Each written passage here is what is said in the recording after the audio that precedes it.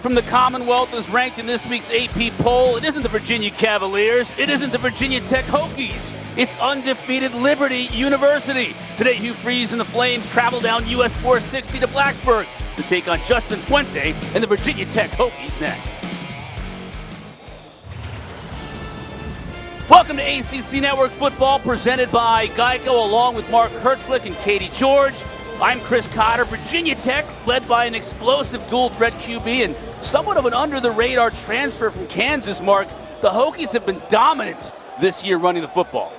Well, last year, Justin Fuente said, we aren't good enough to run the ball when the opponent knows we're running, and that all changed this offseason when Virginia Tech was able to land transfer running back Khalil Herbert. He has been absolutely dominant.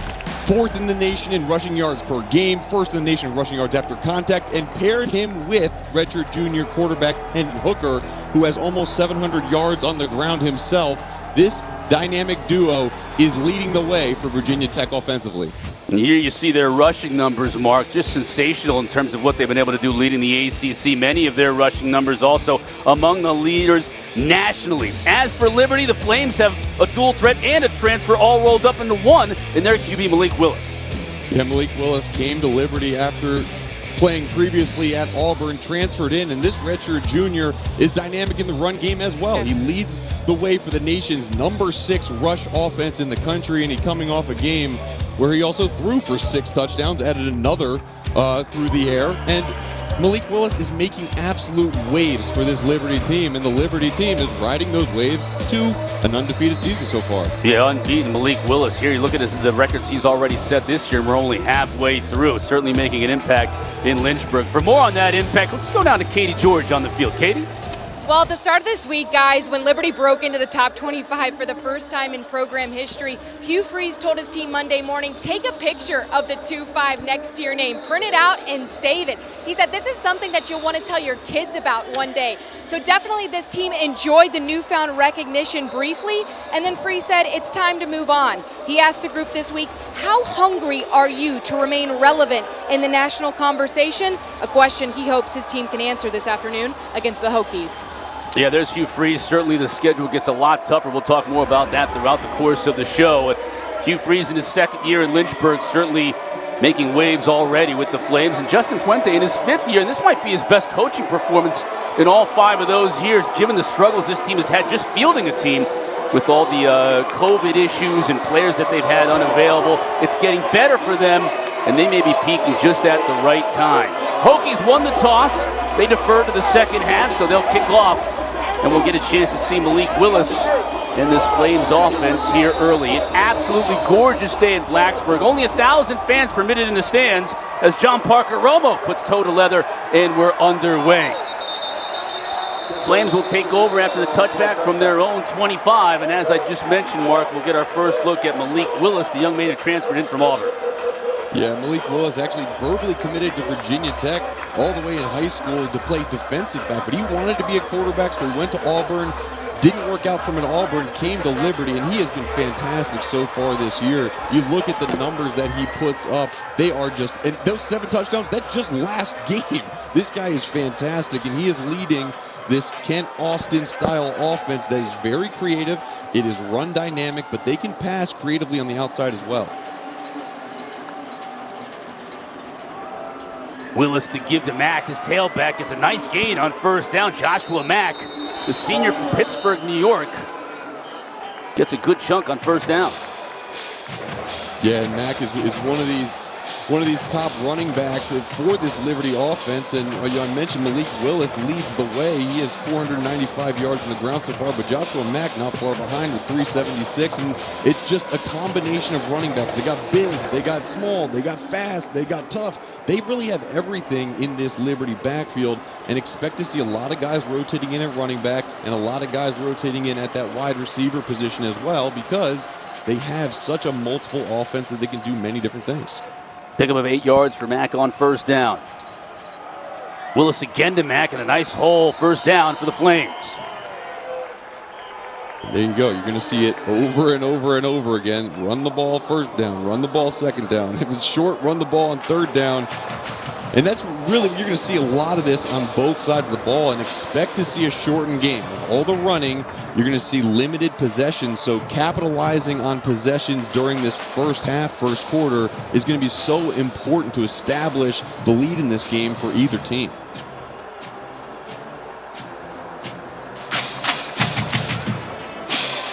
And Malik Willis, after the first down, looking to the sideline for the call. Again, to give to Mack. Just testing the center of this Virginia Tech defense right now.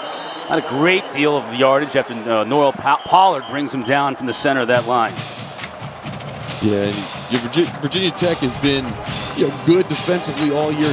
Maybe not to their standard in certain games, but this is just a different style defense. You're used to the Bud Foster defense, which everybody's playing man-to-man. You have keys, you fly downhill. A little different with Justin Hamilton calling the defense, but a good stop there on first down for this Hokies defense. Mack now split wide. Comes in motion, back into the backfield with Willis.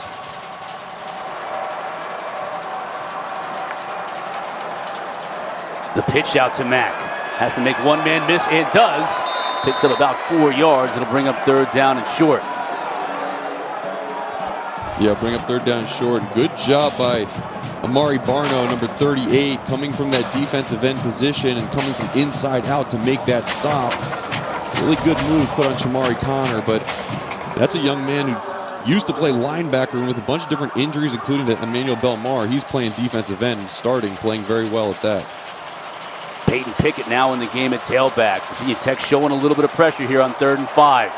May have had movement. Don't see a flag just yet. Willis flushed out of the pocket. Throws on the run, and it's incomplete. There's that laundry on the field, and that might have been a free play. Yeah, good job by Liberty to draw Virginia Tech offsides.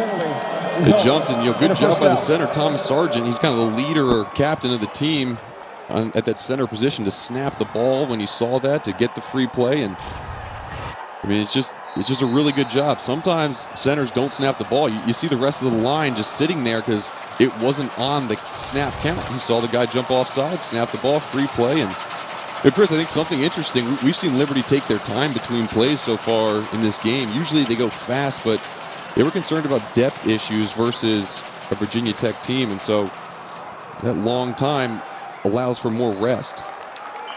Fake to Pickett and Willis off target, trying to find C.J. Yarborough. Something of note too, Mark, with this Liberty team. They're big receivers, Yarborough and Frith. This is the first game they've actually played together. They've been on the field at the same time because of injuries this year. So as Virginia Tech gets healthy, getting players available from COVID, Liberty's getting healthy too and getting some of their big play guys out there. This could be a double pass, and it will be. Wasn't open though, as DJ Stubbs looked to throw it back, it looked like, to Willis, Mark, but Willis was covered well on the play. Really good job studying film by Virginia Tech defensively. This is the same play they tried versus FIU a few weeks back. They throw it out to Stubbs on the side in that bunch set. They want to throw it back to Malik Willis, actually, but it was sniffed out from Virginia Tech defensively. Watch how the numbers and the defensive ends just hustle to the football, not allowing enough time for Malik Willis to even go out on a route. 3rd down and long now for Liberty. Virginia Tech brings just 4. Willis steps up to try and run for it. He'll be shy.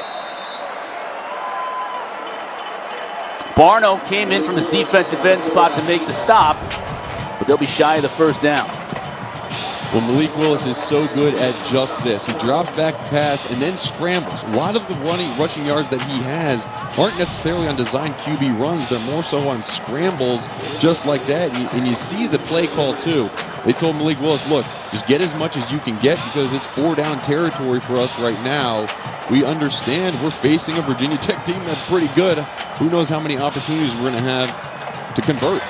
Gutsy call, though, close to midfield, first drive of the game. Let's see if Liberty does indeed snap the ball and go for it here on 4th down and 3. They do. The handoff, and they'll pick up the first down and more. Mack now bounces it to the outside. Big chunk yardage for Joshua Mack, first down. Yeah, and watch this offensive line. The double team's working up. You see the left guard, Jacob Bodden, just push that defensive line back, and Mack is able to bounce outside. And And when you have running backs and an offensive line and just a rushing attack like this, Chris, it's risky. However, you just feel like you can gain 3 yards every time you hand the ball off, and that's what Liberty was thinking and couldn't stop on Virginia Tech's side. 5 carries, 29 yards on this drive alone for Joshua Mack. The fake to Mack. Willis has pressure on the outside. Going to go to the end zone. Has a receiver wide open. That'll be a score for C.J. Yarbrough. And C.J. Yarbrough just tiptoed the sidelines. I looked to see if there was a hat thrown saying that he was out of bounds at all, but does not look like it. Fantastic job of getting to the outside, and watch the pocket. They keep 5 in to protect, plus a running back and a tight end, and a wide open C.J. Yarbrough down the sideline. Your quarterback's going to like that, and I don't know if he's going to get 6 touchdowns through the air, but it's a good way to start off this game. Alex Barbier with the PAT, and Liberty, 25th ranked Flames, up 7-0 early in Blacksburg.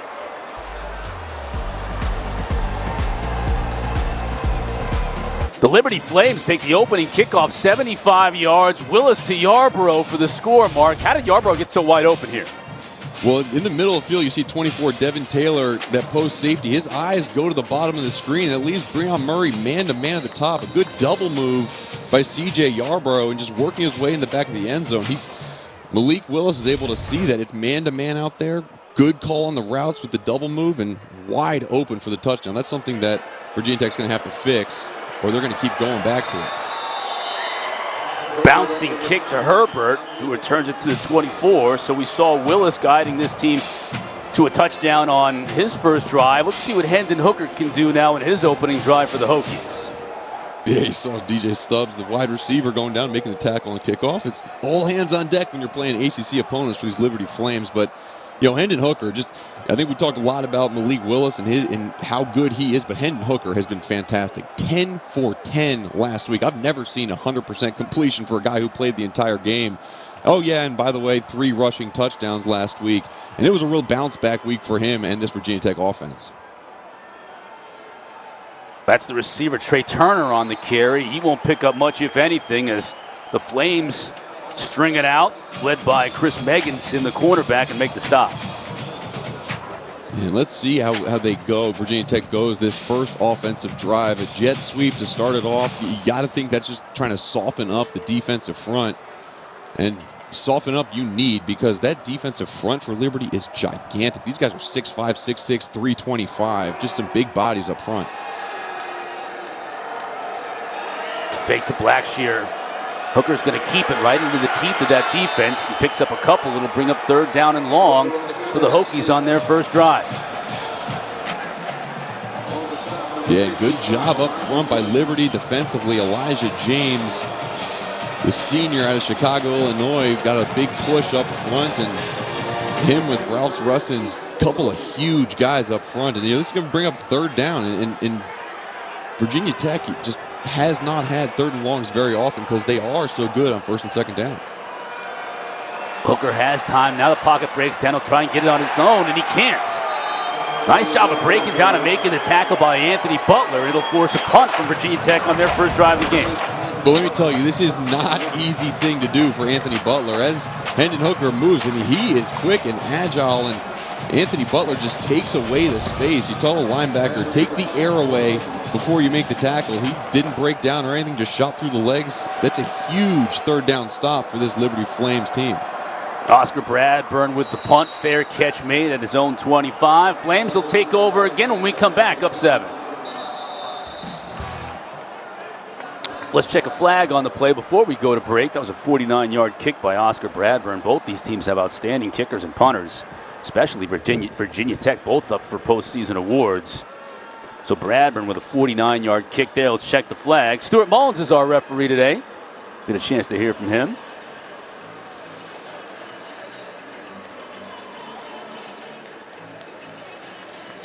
Illegal substitution, 12 players on defense. Penalties declined.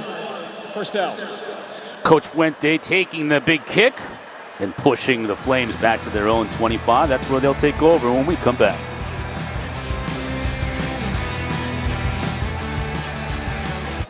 ACC Network Football is presented by Geico. You can save even more by bundling home and car insurance. Flames up 7 early in Blacksburg. Virginia Tech defense back on the field for more. Let's send it down to Katie George on the field. Katie? Well, guys, during that last break on the defensive sideline for Virginia Tech, D-line coaches Bill Tierlingth and Daryl Tapp told their group, don't cheat the system. Just trust what we do, trust our game plan, keep your eye on the ball because it's coming to you. So these coaches wanting their guys to settle in and keep things simple up front. You know, we saw Daryl Tapp there. He doesn't need to wear an orange shirt. We're going to know where he is on the sideline because he is loud and boisterous. You will know where he is at all times, barking orders out to this team. And that was a much better job on first down there, Mark. Yeah, no, they must have listened. And, Daryl Tapp, that's why he's on this staff. He has a lot of knowledge in terms of defense, but, a guy who played 11 years in the NFL, he has so much experience and just so much knowledge of the game and so much respect from the players that, he's kind of that motivational figure. If you need a kick in the rear end to get fired up, he can do it.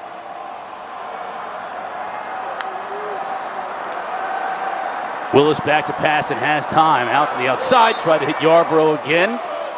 Incomplete. Dorian Strong, the true freshman, in the coverage. Coming up next, Pitt looks to snap their 4-game losing streak. They're going to face Florida State right here on the ACC Network and on the ESPN app. They'll kick at 4 o'clock. Pitt's one of those hard luck teams when you think about it this year, Mark. They've been in so many games and just haven't been able to close them out. So let's see what they can do today against the Noles.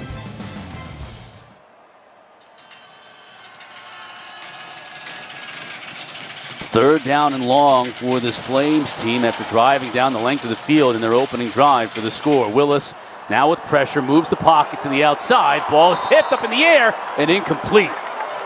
Yeah, it looked like Amari Barno got a hand on it. Exactly. I think you're right. And Amari Barno had a big tackle earlier in the game. But this is kind of just an interesting concept. You go empty and basically run a rollout pass out of empty. You don't see that very much, but you see 38, Amari Barno. He's 6'6", the tallest player on this Virginia Tech defense, getting his hand up in the passing window. And that's a good job. Defensive line stepped up huge, and I'm sure Daryl Tapp's happy, and Virginia Tech gets the chance to get the ball back. Tavian Robinson from his own 24. Makes one man miss, makes another man miss. Now tries to find his crease. Still on his feet, dragged down at the 43-yard line. So good starting field position for Virginia Tech. Hokies back on offense when we come back, down 7 at home.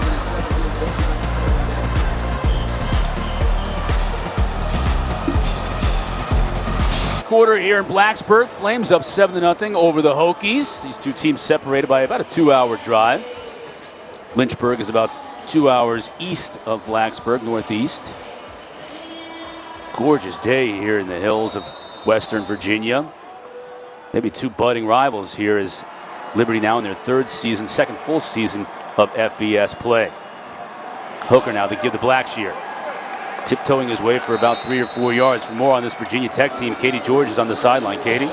Well, guys, I just got some unfortunate news for this Virginia Tech offense. Khalil Herbert, one of the most electric players in college football, is out for the rest of the game with a hamstring. Not only does he bring the yards and the touchdowns on the field, he's a huge leader for this offense, so his presence will be missed.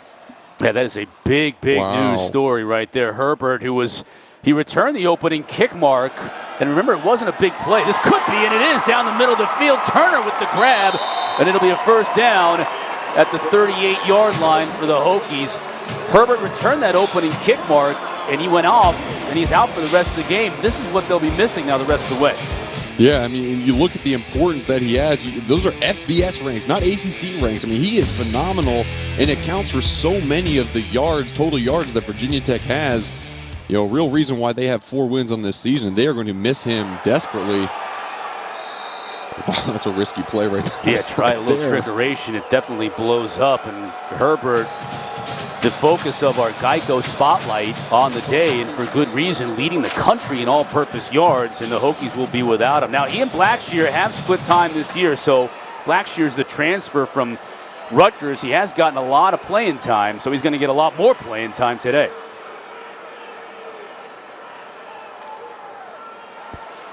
Looked like Liberty may have jumped. Could be a free play for the Hokies. Hooker tried to go up top to a double-covered receiver in Caleb Smith, but we'll get the call here momentarily. Offside. Number 10, defense. 5-yard penalty. Second down. I feel like once we're this close, it's too close to Trayshawn tell Clark. when we go over for the field goal. There's Blackshear. Very successful, dual threat career, Mark, at Rutgers. Great at catching the ball out of the backfield, although they haven't used him that much in that regard this year. No, yeah, and he had 14 starts while he was at Rutgers. He had 3 100-yard games in the ground. And, he's a guy who is explosive. They've used him in the slot a lot this year, but he was hurt and had dealt with some COVID-related things early. So this is really going to be the most action that he has seen this entire year now that Khalil Herbert is sidelined. And, we talked to Justin Fuente in terms of these 2 guys who have come in the transfer portal, and they both are electrifying. They were excited to have both Raheem Blackshear and Khalil Herbert in the game at the same time today, but now it's going to be all Raheem Blackshear. Yeah, I just mentioned they like to use him out of the backfield. He's so capable in that area. They tried to go with him on the screen, and Butler was just fantastic in terms of coverage from that linebacker spot for the Flames. So 3rd and 14. Liberty brings just 4. Hooker steps up. He may try and run it. He does. Good spin move. Still on his feet. Gets closer to that marker, but Butler eventually tracks him down shy. Now what do you do if you're Virginia Tech? They got a kicker with a big leg. Yeah, we'll see what Fuente wants to do. Yeah, you see just the running ability that Hooker has, but this is an area. This would be a setup for a long field goal. But you mentioned Brian Johnson. They said he probably has a range of 58 yards ish, so this is going to be well within his range to put 3 points on the board. 41 yards for Johnson, and it is good. So Virginia Tech gets on the board. Johnson comes in and makes his 13th field goal of the year in 16 tries.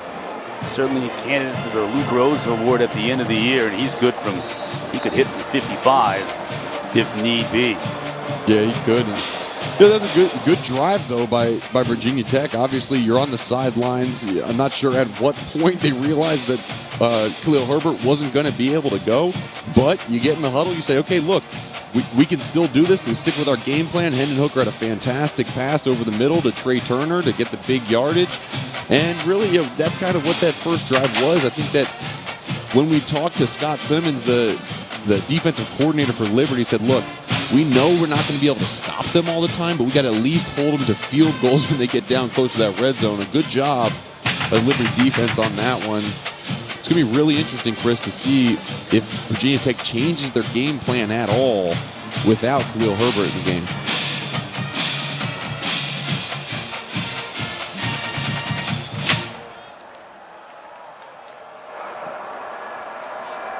Brian Johnson kicking off for Virginia Tech. Sails it down to the 2. That's where Lewis picks it up for the Flames, and he brings it out just to about the 20-yard line.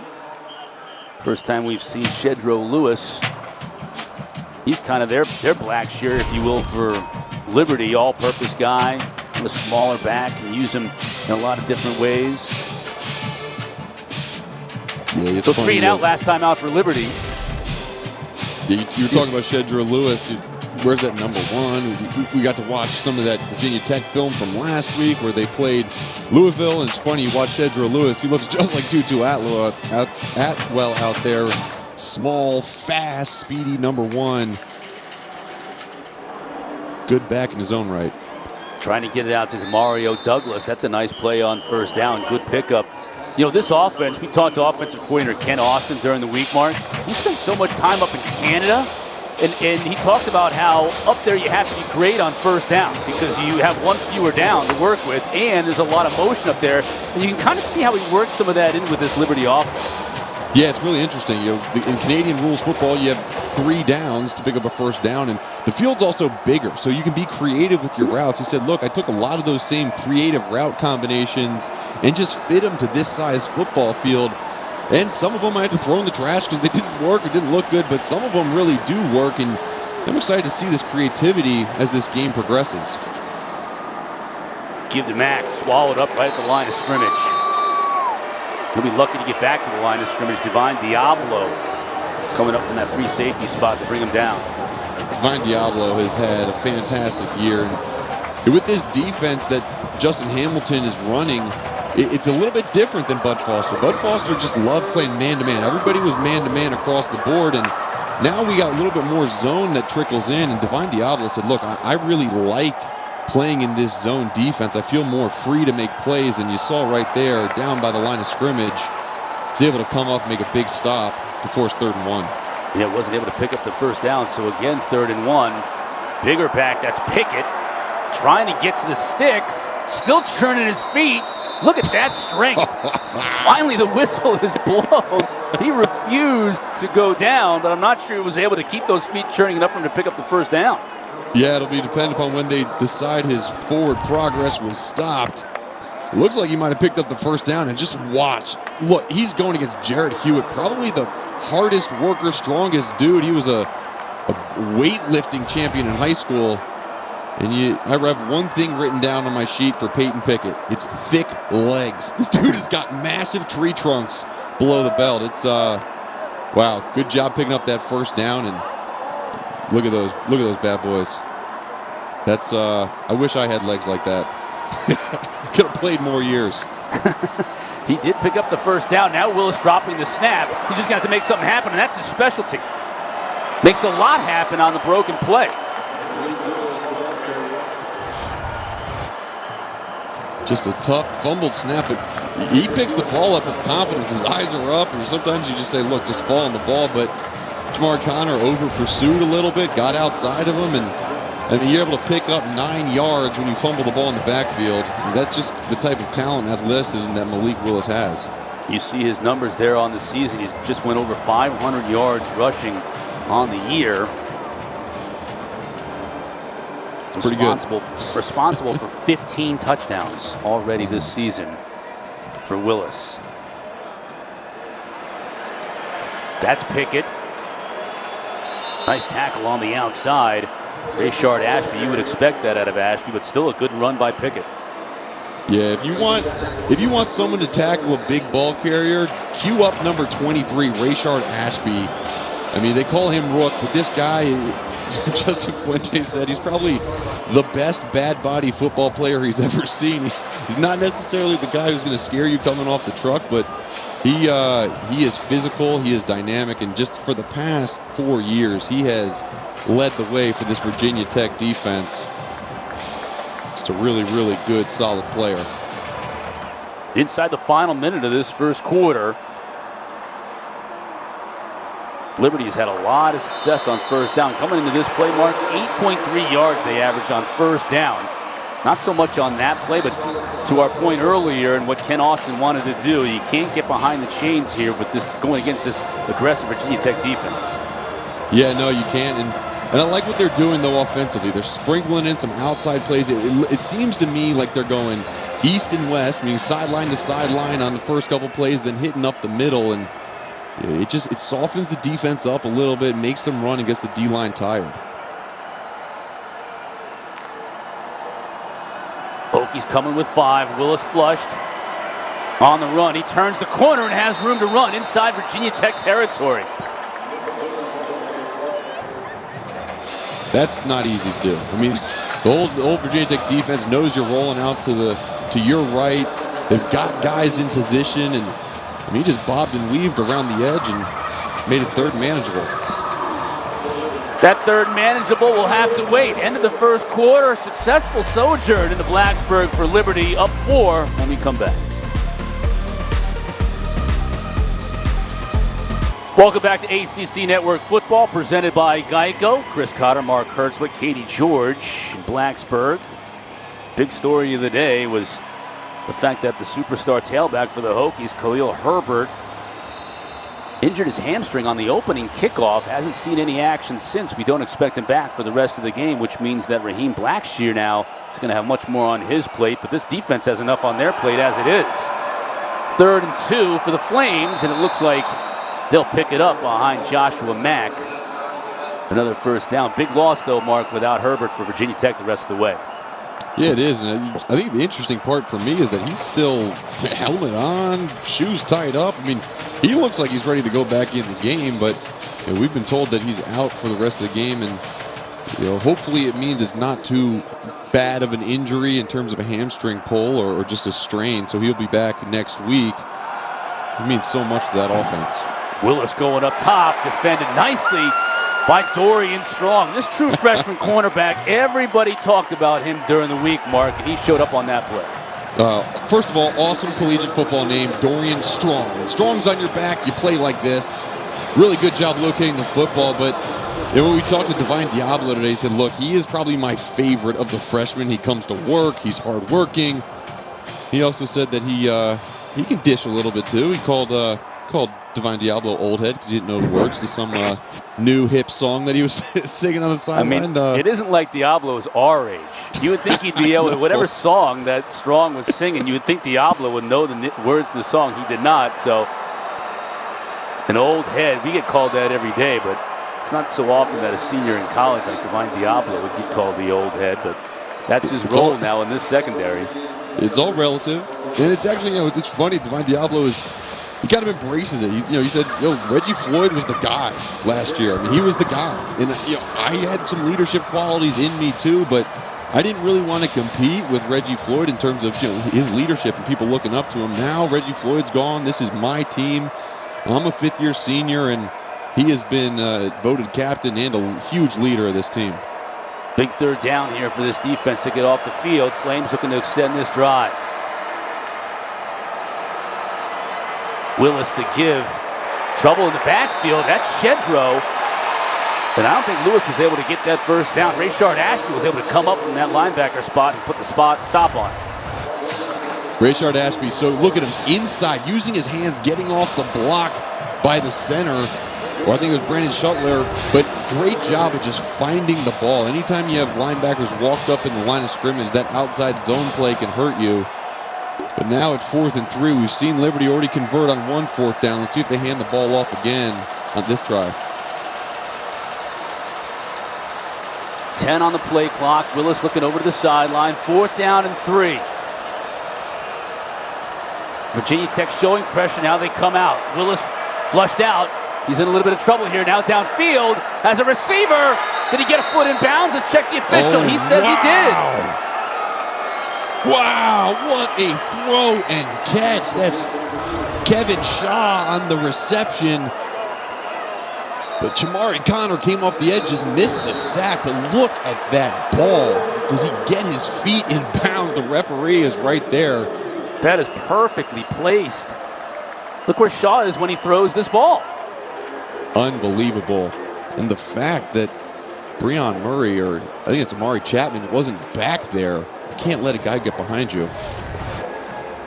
They're replaying this play right now. We'll let you know the decision when we come back.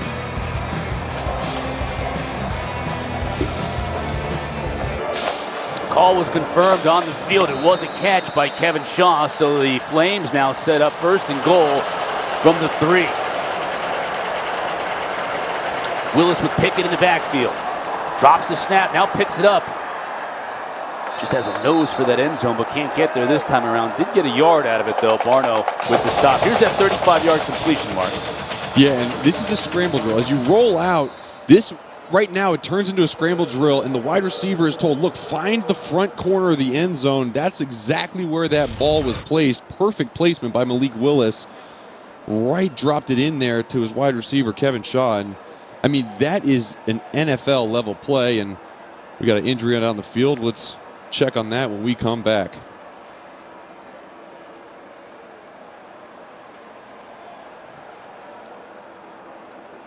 Amari Barno injured on that last play for Virginia Tech. We're just 12-26 mark of this second quarter, Mark. We've already had 3 players for Virginia Tech hobble off the field. One of them is their starting tailback. Another one is a starting defensive end here in Barno, and they're already thin at that position. Yeah, and Barno, we saw him make a couple good plays early in this game on that first series, and he's probably their best pass rusher from the DN position too, and Emmanuel Belmar is already out of this game, so they are very thin at that spot. And so right now, it looks like, I don't know who they have in there right now. I think it's maybe Jalen Griffin or Eli Adams. Willis throwing, touchdown. Jerome Jackson, the tight end, his first touchdown of the year. What an efficient drive. 14 plays on this drive for the Flames. Oh, and really good job on the play fake. Pulled Devin Taylor, the safety, up on the run action fake and wide open for Jerome Jackson in the back of the end zone. I mean, the run threat that Liberty poses has been playing in the minds of these safeties over and over and over again, and they've allowed guys to get behind them too many times so far in this first half. Barbier with the PAT, 14 plays, Mark, 80 yards, 7 minutes and 15 seconds off the clock. So now they have 2 long touchdown drives in this game, and you said it before, they're a team that we're used to seeing going quickly. They're slowing this thing down and limiting Virginia Tech's possessions, and it's working for them. The first drive that ended in 7 points was a 6+ minute drive. This one was a 7-minute drive. And this has got to be the game plan. I mean, anytime you face a team where, as Hugh Freeze says, look, they're bigger, they're faster, they're stronger, they're deeper than we are, you got to use the clock to your advantage. And having this consistency and being able to string together 14-play drives like you've seen so far in this game, I mean, really, Liberty, to me, they are by far playing better than Virginia Tech, and it'll be really interesting if Virginia Tech can mount comebacks they have before this season, but without Khalil Herbert, it's just a much tougher task. Yeah, this is part of the game where they're going to miss Herbert. You know, we mentioned how he led the nation in all-purpose yards coming in. It wasn't just running the football in that offense.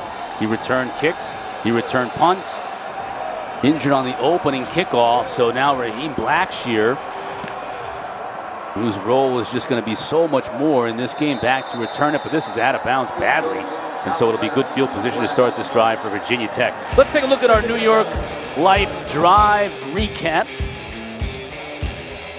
And this was a big third down conversion first, Mark. Yeah, it was huge. Big push by the offensive line and set up, I mean, this scramble with just an absolutely perfectly placed ball and great concentration on the outside to get both feet in bounds.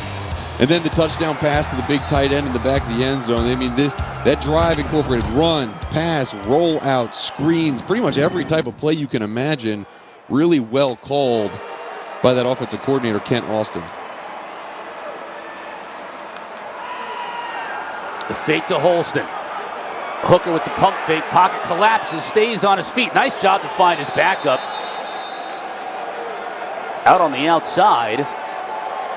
And we got a flag on the play. Let's check that. It's got to be holding on the offensive line. Holding, number 76, offense, 10-yard penalty, first down. Brock Hoffman, the guilty party, center.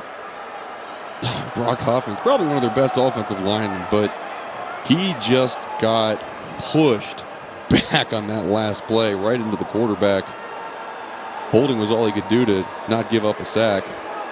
Impressed with this Liberty defensive front. They've been stout so far in this game.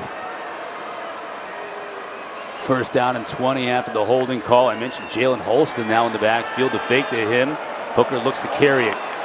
Can't quite slip that first tackle. As Trayshawn Clark tracked him down. You see him on a defensive end. He just read the bootleg, and I mean, that's really, really good hustle play. It was turned back in on the outside by Anthony Butler. Good run down by Trayshawn Clark. And, you know, 2nd and 15. Virginia Tech has been so good on first down. They haven't had many 2nd and longs this year, but need to get back on track. A fake to Holston. Hooker over the middle. Complete to Turner. And that's a big chunk of that yardage. Cedric Stone was there to bring down Turner. That could be a first down. Looks like a first down for the Hokies.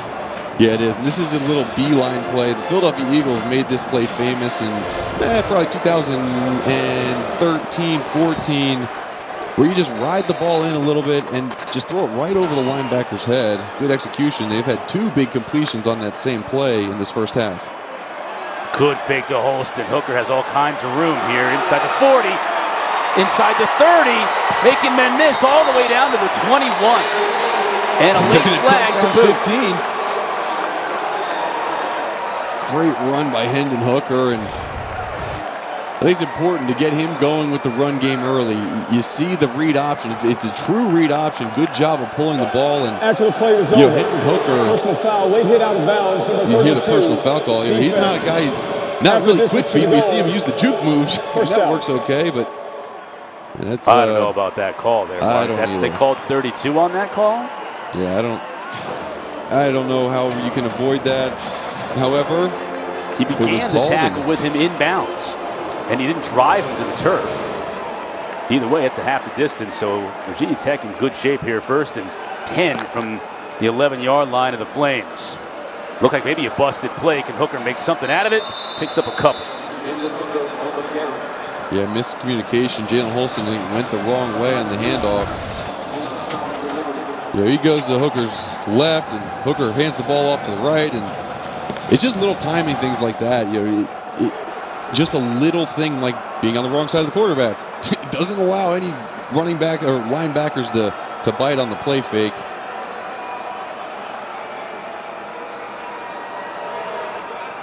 Second down and 8. Hokies can get a first down at the 1-yard line.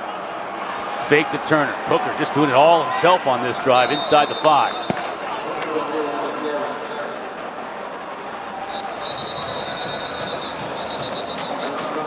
See, pulling guard. Cetus Smith just gets around, and good job finding the lane, but that hole closed up much faster than I thought they were going to. Anthony Butler got in there, and Cedric Stone's down in the field. We'll check on him when we come back from break.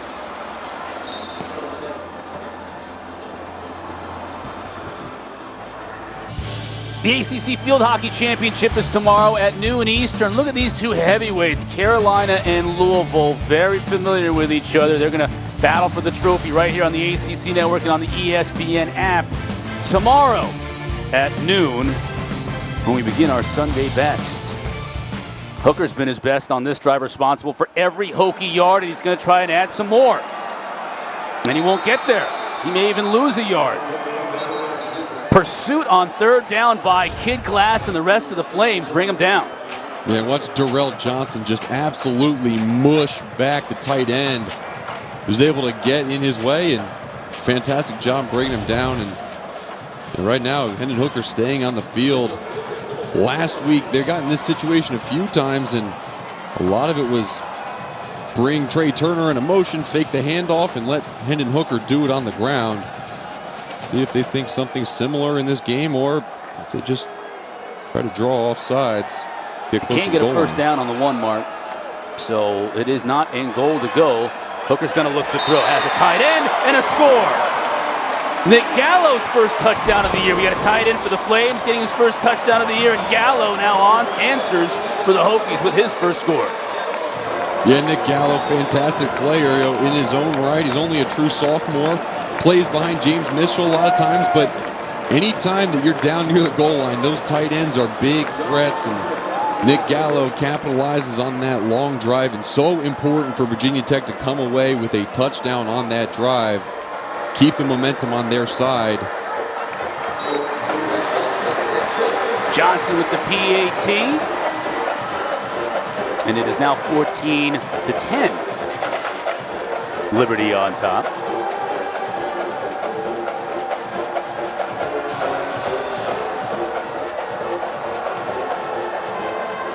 Virginia Tech with a nice answer, Mark, especially given the adversity they faced here early on in this game, losing Khalil Herbert right on the opening kick. So the offensive coaching staff for this Hokie team kind of having to rejigger their game plan a little bit. Yeah, that's exactly what they have to do, and they're utilizing different pieces.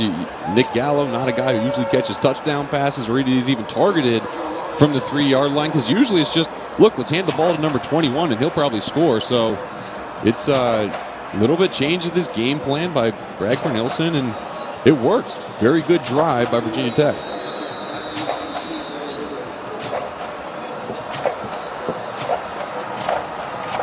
John Parker Romo to put the ball in play for the Hokies. Shedro Lewis back to receive the kick from his own goal line. He'll take it out. Reverse. He's got blockers in front of him. Can he get to the edge? No, he cannot. Demario Douglas forced out of bounds at the 17-yard line, so a good job on special teams by the Hokies. And a late flag coming out as well on the sideline, and Coach Fuente was right down there at the point of attack when that flag came out.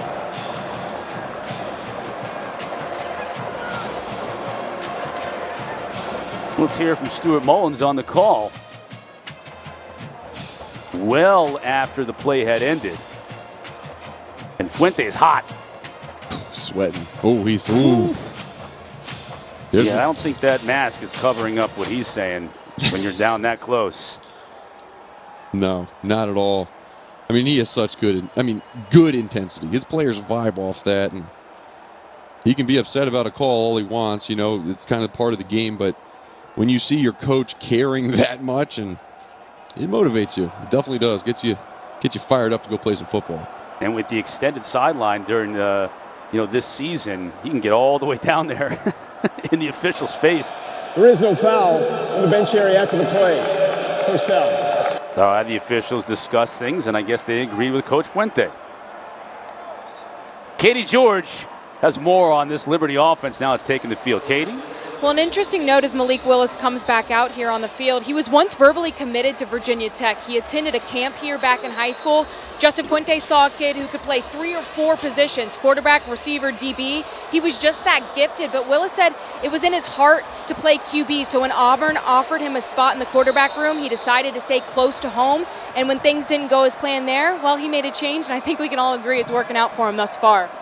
Working out tremendously for him and this Liberty team, coming off a bowl year last year and unbeaten and ranked 25th in the country so far this year. They've got a lead on the road in Blacksburg. Pressure up the middle. Willis, nice job, gets rid of it to Shedrow. At least temporarily. Woo, Shamari Connor. He had bad intentions when he met Shedrow. That didn't feel good. Shamari Connor, probably the hardest hitter on the entire team. Fantastic job. This is what William Wills did at Auburn. Got a little bit of a shot. 12 games there, not a ton of attempts, but they saw that he had the ability to play quarterback and transferred over to Virginia Tech.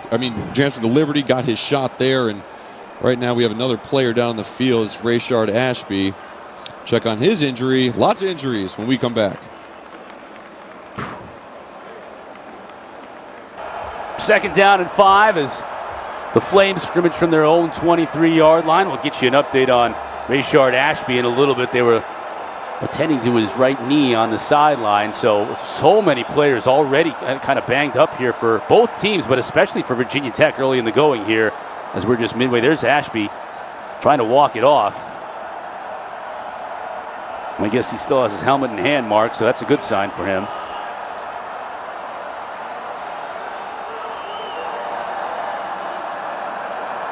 Willis to give the Shedrow all kinds of room on that right side. Bang down before a really nice gain, 7 yards, picking up the first down. Connor again on the stop. He's pissed off. Shamari Connor's mad. He missed a couple plays. He lost leverage earlier in this game, and he's been smacking people the last 2 plays. Shamari Connor's, he's a really good football player, and now with Rayshard Ashby not in, you got Dax Hollyfield, number 4. Backing him up. Armani Chapman was injured earlier on in the game. One of their cornerbacks had his arm being looked at. So, fresh set of downs for the Flames. And look at Shedrow just bouncing it outside and stays on his feet to pick up an extra yard or 2. Connor forces him out of bounds. These two are going to have a little bit of a battle here throughout the rest of the day. Yeah, I think they are. And Shedrow Lewis, he's small. He's just very fast. He's only 5'8", 175, converted wide receiver. But the coaches just saw that he had such natural vision every time he was on a punt return, so they put him back at running back, especially because Joshua Mack had to miss some time. And he's been a really good addition to this offense and adds another dimension, especially being able to get outside the tackles. Second down and 5 for the Flames. Willis does a nice job not to hand that ball off, but Virginia Tech and Jared Hewitt had that thing covered from the jump. Jared Hewitt did a fantastic job of extending his arms you see number 5 right in the middle. He's able to extend his arms and get that left outside arm free to bring down the quarterback. And that's a tough play from the opposite nose tackle position. Really good job. And he is by far the senior leader and captain for this defensive line front. Mack again in the backfield on 3rd down and 6. Douglas in motion.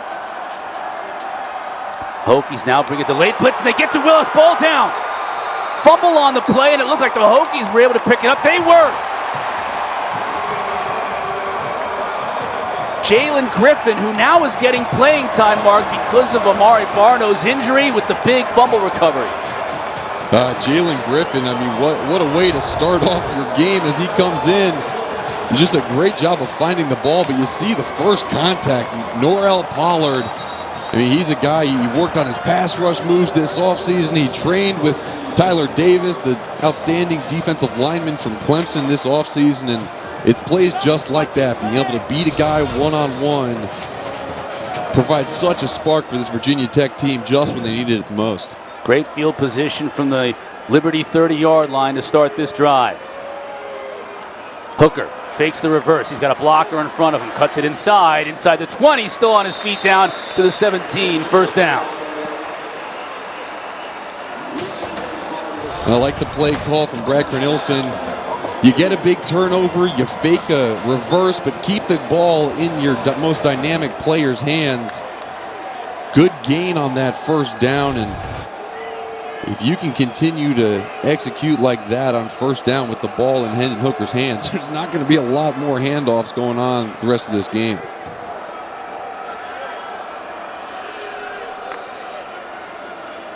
Here's one to Holston. Just drives that pile for an extra yard or two. Jalen Holston, the junior out of Stockbridge, Georgia, going to get a lot more playing time now with the injury to Herbert. Flag down on the play. 24, defense, 5-yard penalty, first down. Hokies will take the penalty yardage, 5 yards, 1st and 5. We talked to Justin Fuente about Jalen Holston and said, look, Jalen Holston's a really good running back too in his own right, and just hasn't had the opportunities because Raheem Blackshear and Khalil Herbert are on the squad now, but Jalen Holston's probably their best lead block running back for a QB run. Here it is right here, right on cue. Hooker, what a great sidestep. Can he get to the end zone? He does! What a great run by Hooker. Hokies take the lead. And that's what makes Hendon Hooker and this Virginia Tech offense so dynamic. A lot of people can hand the ball off. A lot of people can throw screens out to the side. But can you pull a guard and lead block with your running back and let your quarterback make some plays? Umpire did a little, his best job of getting in the way as well, which you love that. Get annoyed with it being a linebacker. But in for 6. Great job by Hendon Hooker, and punched through the extra point, and Virginia Tech has the lead for the first time this game. You know what's interesting? You talk about turnovers and how they've affected Virginia Tech so positively in their wins and so negatively in their losses. That's nothing unusual for college football, but now they have 54 points off of turnovers on the year, and they've only given up 7 points off of their own turnovers. They convert when they get the football back, as they did right there with a short field, just 30 yards to go. Yeah, it really is incredible, and their defense usually does stand up. The one thing that their turnovers does, though, if Virginia Tech offensively turns the ball over, it limits the number of drives that they have. And when you're such a run-based offense, every drive is so important in getting at least some points off of a drive. So, a lot of those big turnover games lead to losses, but a lot of times it's not because the defense allows points. It's just the offense doesn't have as many opportunities to score. The homestanding Hokies take their first lead of the game at 4:36 here in the second quarter after the turnover by Malik Willis. Let's see what the Flames can do now. Maybe get that momentum back heading into the half. Romo with the kick. This will sail out of the back of the end zone. Touchback for the Flames. Coming up after our game, Pitt looks to snap their 4-game losing streak when they face Florida State, right here on the ACC Network and on the ESPN app.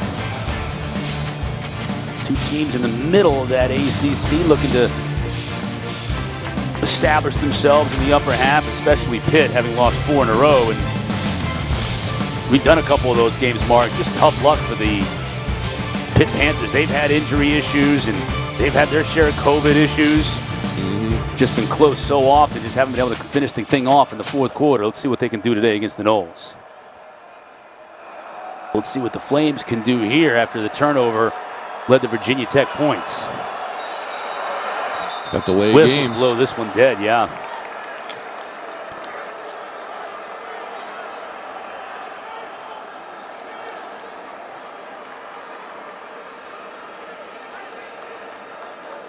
Blame game. Offense. 5-yard penalty. First down.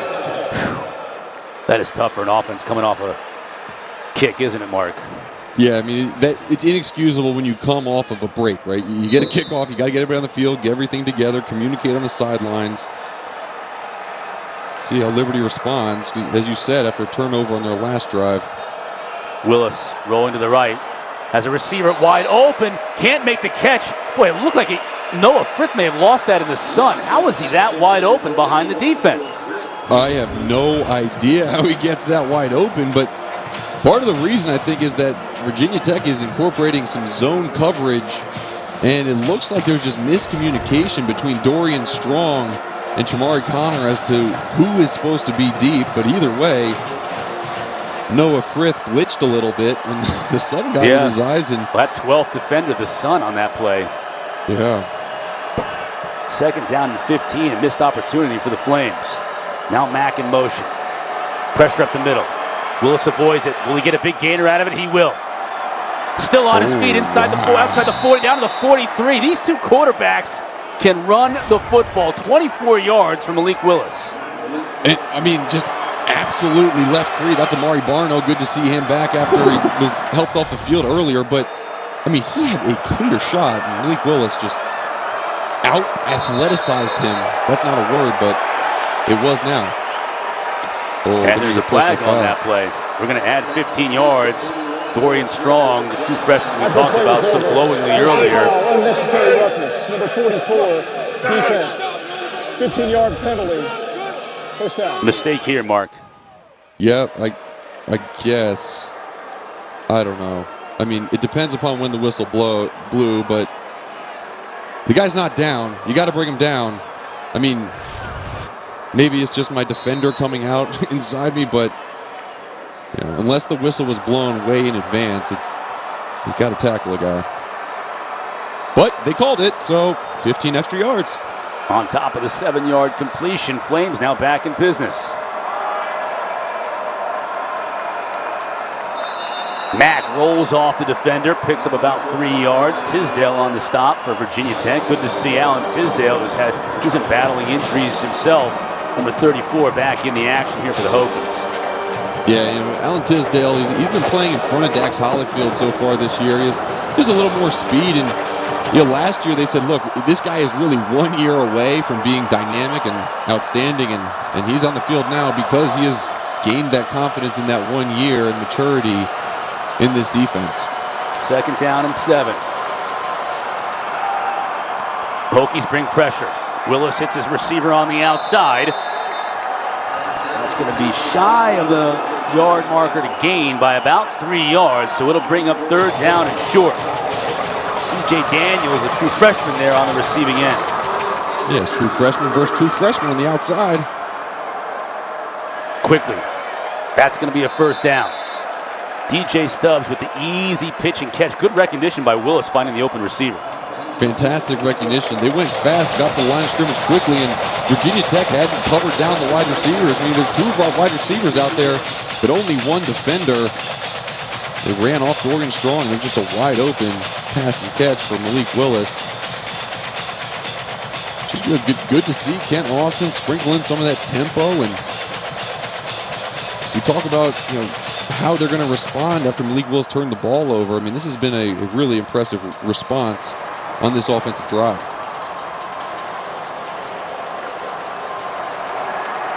Willis to give to Mack.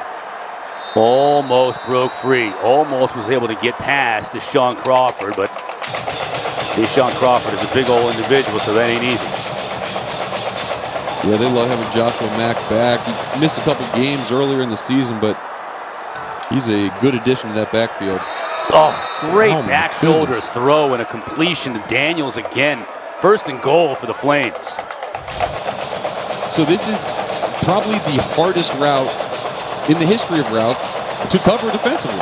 I mean, you have pretty good coverage. You're in leverage. It's just if you make a perfect back shoulder throw on the low hip of the wide receiver, you just can't get to it. Really good throw and catch. And C.J. Daniels does a good job of keeping both feet in bounds. Setting up 1st and goal. Inside of 2 minutes left to go in this first half. Mack in the backfield on 1st and goal. Willis keeps it. Will he be dragged down? He is. Fumbles the football. Down. Picked up by Virginia Tech. And they'll blow this one dead. Jamari Connor thought he had 6 staring him right in the face until he heard the whistles. They're going to rule it an incomplete pass. Ooh, an incomplete pass. Let's see. Oh, that is, I think that ball slipped out before his arm even started coming forward, and you see the white hat right there. Now, losing possession is under further review. They're reviewing this play. Now, Griffin has a whole handful of Willis's pants, and Willis is going down here. I thought the officials might blow this one dead anyways right here. Lack of forward progress. I thought he was just down. I thought it was going to be a sack. Ball comes out. And they're ruling that's an incomplete forward pass. That's 6 for Connor if they let that one go.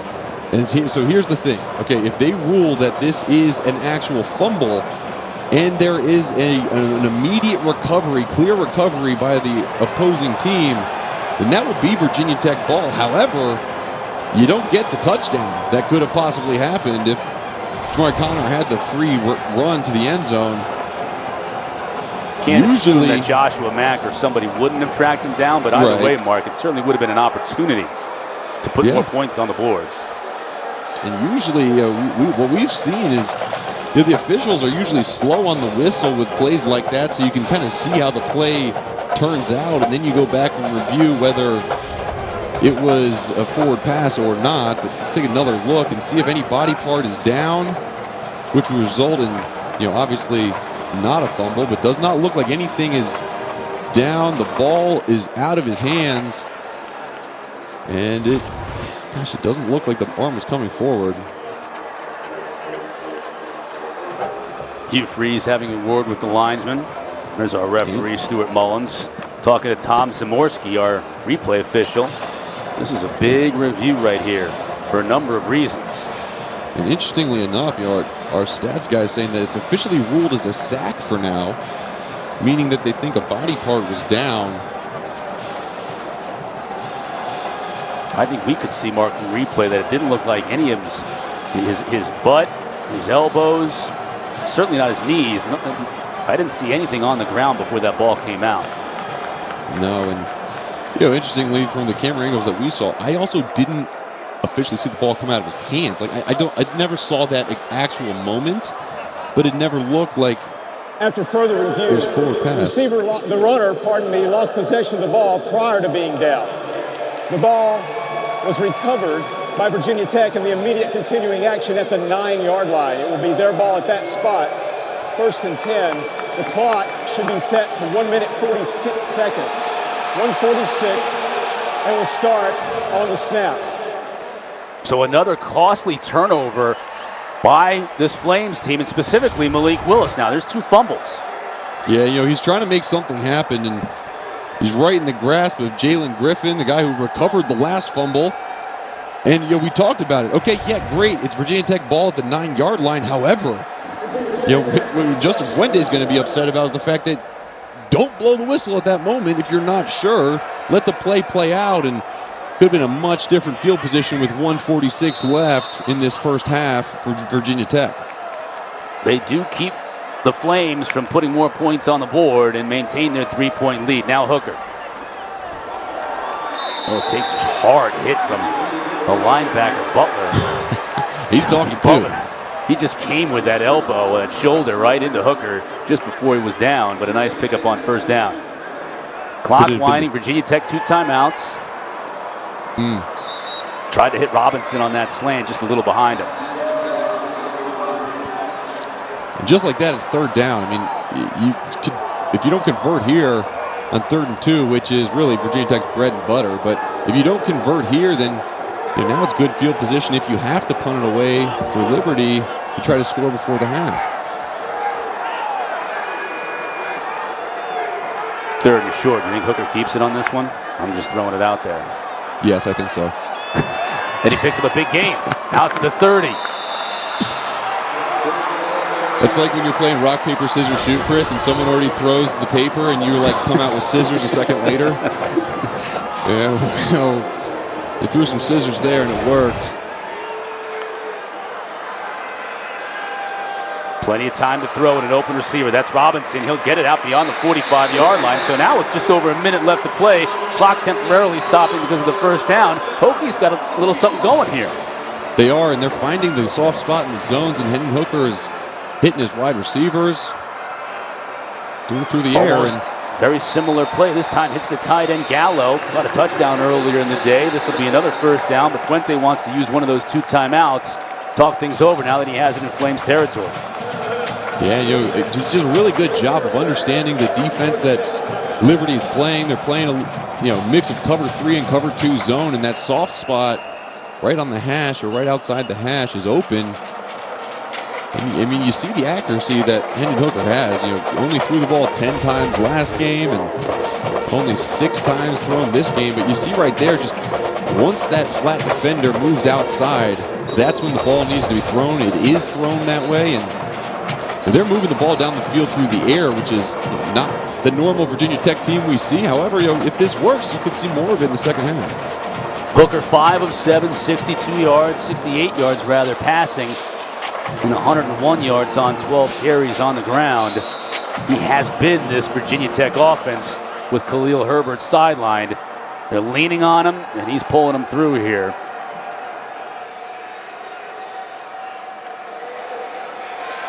Now to throw. Has all kinds of time. Out to Blackshear.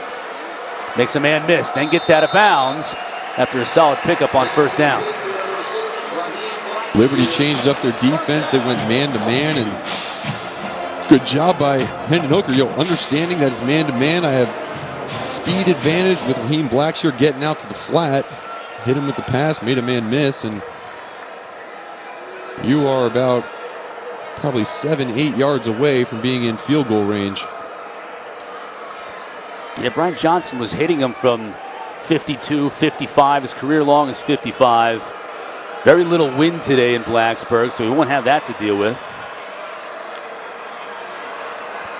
Hooker over the middle.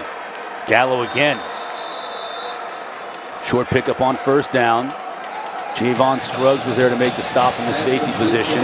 Gallo's hustling now to get back into position. 30 seconds in the half. Nice pitch and catch. Turner on the reception. Virginia Tech has 1 timeout remaining, but they're clearly in field goal range now. Timeout, Virginia Tech. 30 seconds. Look at the top of the screen. Good job on the move by Trey Turner. Pick up the nice yards. And, Chris, interestingly enough, we called Nick Gallo's name a couple times in this drive. We haven't seen James Mitchell in the ball game at all in this second quarter.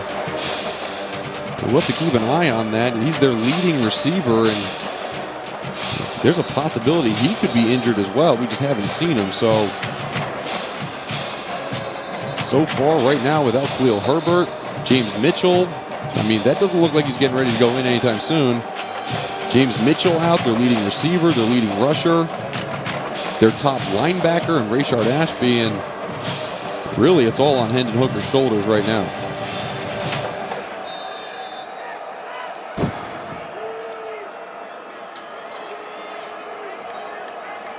So the Hokies apparently still have 1 more timeout left. Under pressure, and Hooker just throws this one away. The danger, I thought maybe that might hang up there on the field of play, but it does go out of bounds. So he saves possession, second down with 19 seconds remaining. Hooker got hit as he was trying to throw it away, so it floated on him a bit. Yeah, and threw it right over the head of a receiver, so not intentional grounding. He was still in the pocket, but you got to play it safe right now. You have 3 points as it stands. You don't want to turn the ball over.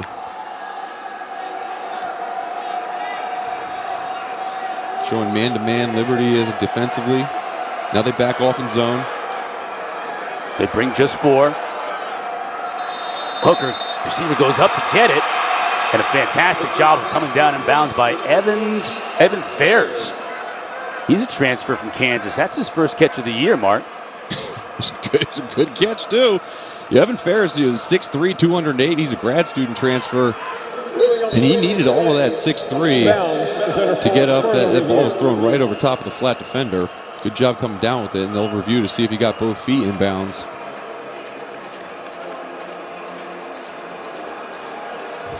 First catch as a Hokie. Look at that trajectory right over top of the flat defender. It does look like he gets that right foot and left foot really in bounds before falling out. Couldn't see that he didn't. Right, couldn't see that he didn't, and does look like he maintained control of the football as well. But that pass right there, it just reminds me of the season that Hendon Hooker has had so far. He missed the first couple weeks due to COVID-related issues. And let's see again as it comes down in, ball doesn't move, so that looks to me like a reception. But he was out in the beginning of the year. Braxton Burmeister, the transfer from Oregon, he got really the first couple starts of the year and did really good things with his legs. But then Hendon Hooker comes back and really kind of has to earn his starting spot again. He does that. The ruling on the field stands. And he does that, and it's because he can make throws like that, Chris. He is more of a threat through the passing game than Braxton Burmeister. Just a really good offensive drive in this 2-minute drill for Hendon Hooker. 14 seconds in this first half. So after the review, it was a catch. It's a good look at Evan Fairs, young man out of Fulshire, Texas, transferred in from Kansas. Before the end of this game, he might end up being the most heralded transfer from Kansas to make an impact on this game. Holston sprinted toward that pylon, was forced out of bounds at about the 3-yard line. Now, what do you do here if you're Virginia Tech? I mentioned you still have that timeout on the board. You have 8 seconds. Are you thinking 2 plays? I think you have time for 2 plays as long as play number 1 is quick. I like keeping the ball in my quarterback's hands, maybe fake a jet sweep or something and lead him up through the hole. Get down, get a timeout if it doesn't work. Hooker looking to the end zone. Has a receiver bobbled by Fairs, almost was able to come down with it. We do have a flag on the play as Marcus Haskins did a nice job in coverage. Kind of looks like a legal formation. Number 11, defense. After this is to the goal, repeat first down. That doesn't kill you that much, though, because you only have 4 seconds left. You really have 1 play here, right, Mark? I mean, you can't run a play and expect to be able to kick a field goal. No, you can't. No, there's 1 play left right now, and I think it's interesting. Really, regardless of whether that's an incomplete pass or not, it's going to result in the same thing, a field goal opportunity to get points on the board.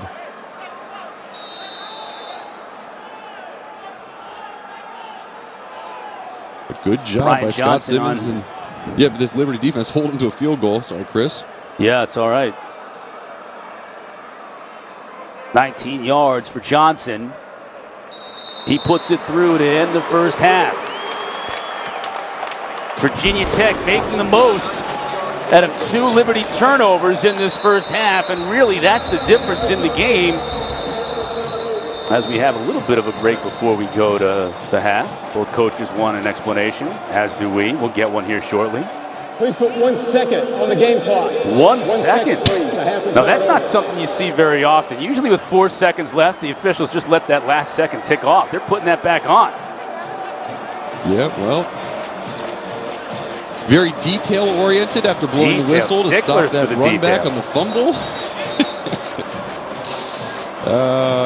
This is interesting. Everybody's get back out there, and most likely you're just going to see the ball kick through the end zone. And if that's the case and no seconds are coming off the clock, maybe 1 play.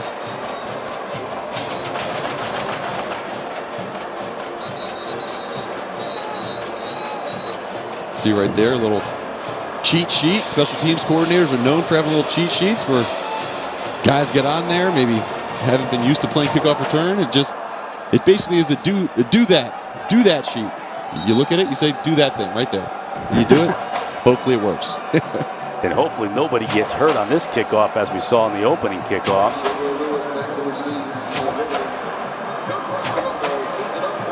Khalil Herbert lost for the game for Virginia Tech on the opening kickoff of the game. Hendon Hooker has more than picked up for that slack, as bouncing kick picked up by one of the up men here. And eventually, he wanted to make the most out of his minute in the spotlight with the ball in his hands, but couldn't make anything happen, and we've reached the half. Hokies with 10 points off of 2 very costly Liberty turnovers, taking the lead here at home, and go into the locker room with a 6-point advantage. Halftime report with Jordan Cornette and the crew coming up after this.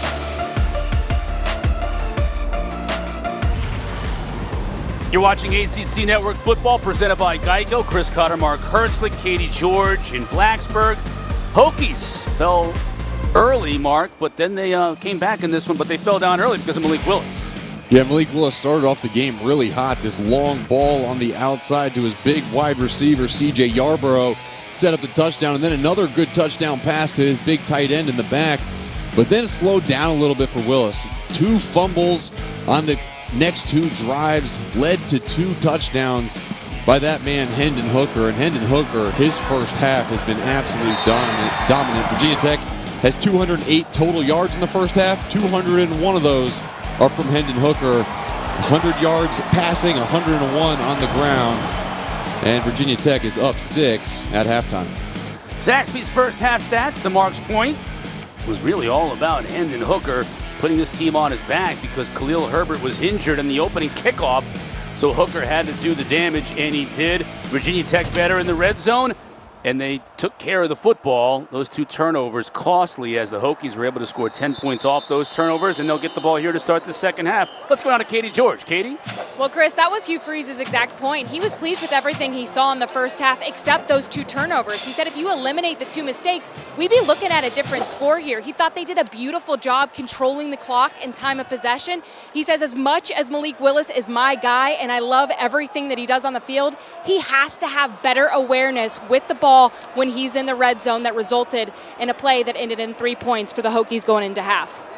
Hey, Katie, it's interesting you talk about that. And, Mark, when Liberty gets the ball back, I kind of want to expand on that a little bit with Willis, but we got to focus on Hendon Hooker here and the job he has done. And now, really, the focus goes to Liberty's defense and finding a way to stop him.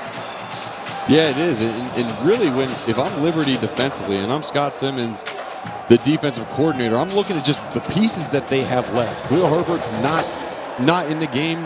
James Mitchell, their lead tight end, is not in the game, although we've told that he's been available to come back. So really, you got to focus on number 2 and take away what he does on the ground. And then the guy like Blackshear will make you pay, and Blackshear knifes his way into this second level. Trayshawn Clark tracks him down. A big 3rd down here coming up. Yeah, big 3rd down, and a lot of times on this 3rd and short, just keep the ball in Hooker's hands. Gives it off, and that's going to be enough for a 1st down. Blackshear is able to pick it up. And, Chris, a lot of talk goes into Khalil Herbert and just what he's been able to do, but I think always the unsung hero is the offensive line, and this offensive line is paving ways for whoever has been carrying the ball today, and they are just really physical and tough up front. Hooker has that one batted down, incomplete. And, Blackshear is another one. This whole last year, Mark, when we did Virginia Tech, we did them all the way through their bowl game, the Belk Bowl in Charlotte. We're constantly looking for that back that they could go to. This year, they get 2 transfers in, Juice Herbert from Kansas and that man right there, Raheem Blackshear from Rutgers. It's just completely turned this team around in terms of their ability to run the football. So we're not going to sleep on Blackshear here in the second half. He's a guy who certainly is capable of getting the job done. Yeah, he certainly is, and you look for him to catch a little bit more passes out of the backfield as this game progresses, like now. Here you go. Again, you were right on the spot on 2nd down and 10. Gets about 3, so It'll bring a crucial third down here early in the second half. Katie, what do you got? Well, you guys were talking about this strong offensive line. Khalil Herbert may bring the juice when he's out there, but Christian Darrisaw brings the swag. Justin Fuente says he's a quiet guy by nature, but when he's on the field, he's a tough dude. He's not one to beat his chest or tell you how good he is. He lets the film take care of that, but every time he steps on the field, he knows he has a chance to influence the game. And he's not one to say much, but he's competing every single snap, and they feed off of that. Protecting Hooker's blind side on this pass attempt goes wanting to Caleb Smith. So Flames do a great job of forcing a punt. They'll get the football back to their offense here early in the second half. Yeah, and you look at that offensive line, and that's Darrisaw, big number 77, jogging off the field. But you got a lot of guys who have a lot of experience. And Brock Hoffman, their leader at that center position, is transferred in from Coastal Carolina, had to sit out last year, but just maybe we have Darrisaw bringing the swag. Well, Brock Hoffman brings the nastiness to that offensive line. Douglas trying to keep his feet, cannot after another outstanding punt from Oscar Bradburn. 54 yards, pins the Flames all the way deep into their own end. And Willis will get an opportunity to start from the shadow of his own goalpost and make amends for those 2 turnovers that were so costly to this team in the first half. Yeah, you take a look at his numbers, 10 for 15. That's fantastic. 121 yards, that's great. 2 touchdowns, great. But what it doesn't say is the 2 fumbles. And he's got to do a better job of protecting the football and just keeping it close to his body when he runs with it or when he does get pressure.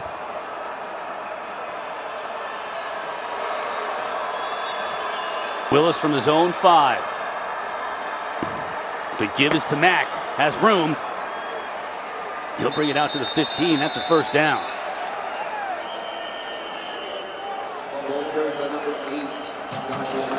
Joshua Mack, here's a look at Diablo to stop. Yeah, it's a great way of getting the ball off your own goal line. Just a little zone seal play and good patience by Joshua Mack. And we talked about Virginia Tech's offensive line, but Liberty's offensive line, we talked to their coaches and said, what makes them different? What makes them special? And he said they never, ever stop. You see them hustling completely till the whistle blows. They are an effort-based front. Fake to Mack. Willis threw a receiver on the outside. That's good. And C.J. Yarborough was able to pick up a nice 6-7 yards on first down. Waller was there for the stop. Good to see Jermaine Waller. He's been banged up for much of the year for Virginia Tech. Yeah, Jermaine Waller is probably their best cover corner. He's the guy that they, if they need a man-to-man situation, they want him matched up man-to-man on whoever it was. Said he could have potentially played last week, but just didn't want to push it and see him out there making plays. Second down and 5. Again, Joshua Mack in the backfield with Willis.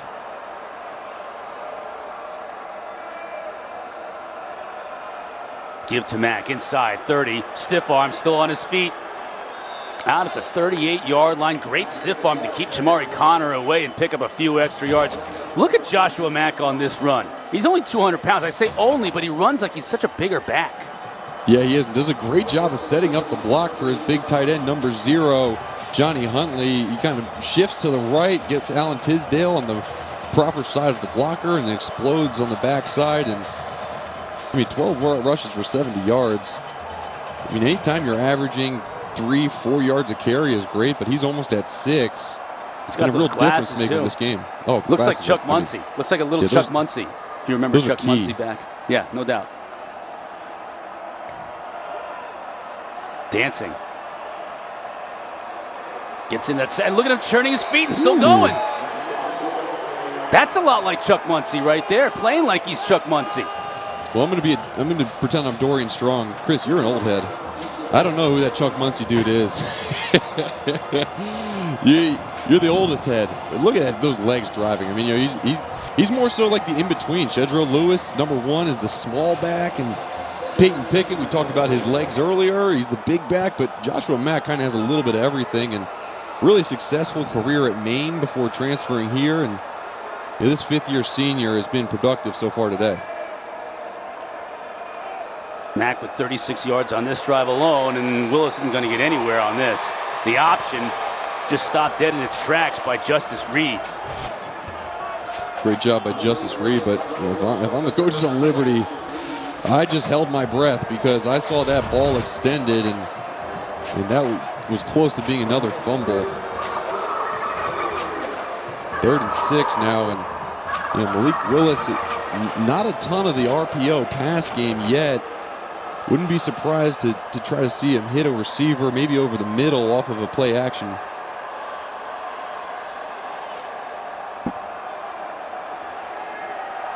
Willis going to try and do it on his own. Inside of Virginia Tech territory and picks up a first down. Does he run like, he's a former Auburn Tiger. Does he run like Cam Newton a little bit, Mark? Just in terms of the way he glides, got long strides. Yeah, I think he runs a little bit lower than Cam runs. Cam runs, pretty much straight up and down, but a little bit lower pad level for Malik Willis, but he has that awareness. You saw him look to the sideline at the end of the play to make sure he got that first down.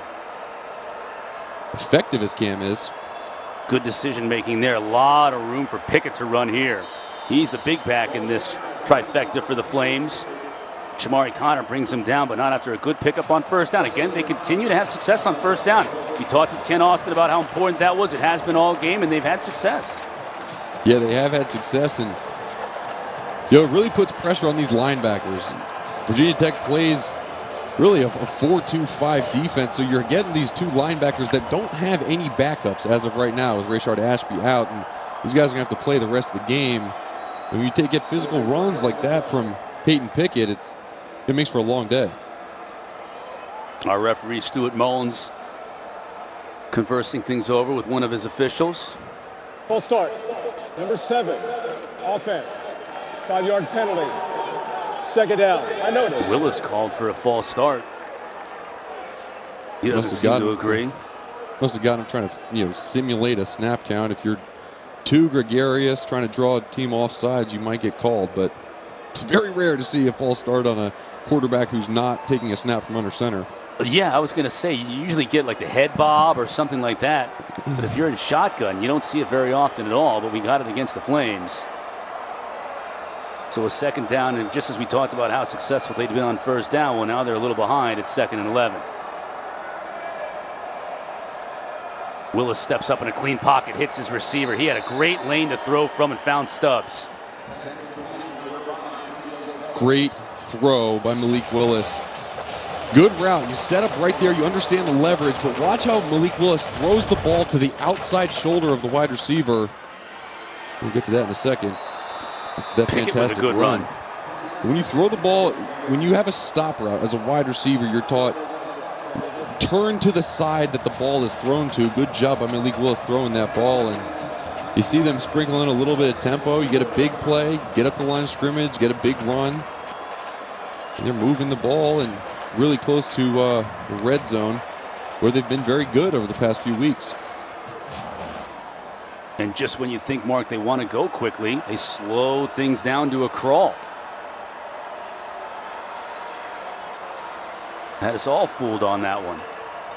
Let's remember, this drive started from their own 5. Stubbs gives a stiff arm to Diablo. And a word or two. Yeah, good stiff arm by Stubbs, but watch how Willis delivers this ball. He steps up through that B-gap pocket and delivers the ball to the outside shoulder of the receiver, which is away from the defender. So it's just natural for DJ Stubbs to turn his body towards that outside to protect the football. And that's like quarterback 401. When they're freshmen or sophomore, you just say, look, just get the ball to him. But as you advance and prepare for the NFL, you got to place that ball perfectly on those stop routes. Liberty now back in the red zone on 2nd down and 6. Willis cuts it back inside the 10, inside the 5. He'll score. That'll make amends for those 2 fumbles. 95 yards on this drive, their first offensive possession of the second half here, Mark. Wow, a 95-yard drive against a Virginia Tech defense. That is not something you see very often. But watch how this play develops. I mean, everybody is in on the dive. I thought he handed the ball off to Pickett initially, and I said, ooh, that's going to be a TFL. Next thing I know, Malik Willis is running to the end zone for 6 points. Just a really, really good drive, mixing in run, pass, quarterback keep for that Flames offense. Barbier with the point after try. It's good, and Liberty just refusing to go away. Up a point now in the third quarter.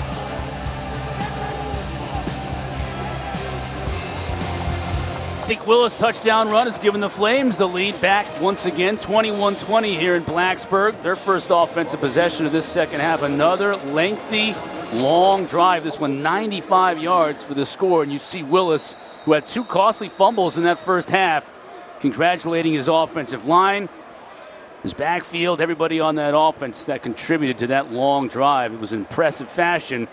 And now let's see what the Hokies can do to answer. Barbier into the end zone. It'll be a touchback for Virginia Tech. We'll take a break and we'll come back. We'll get Hendon Hooker and the Hokies with the football.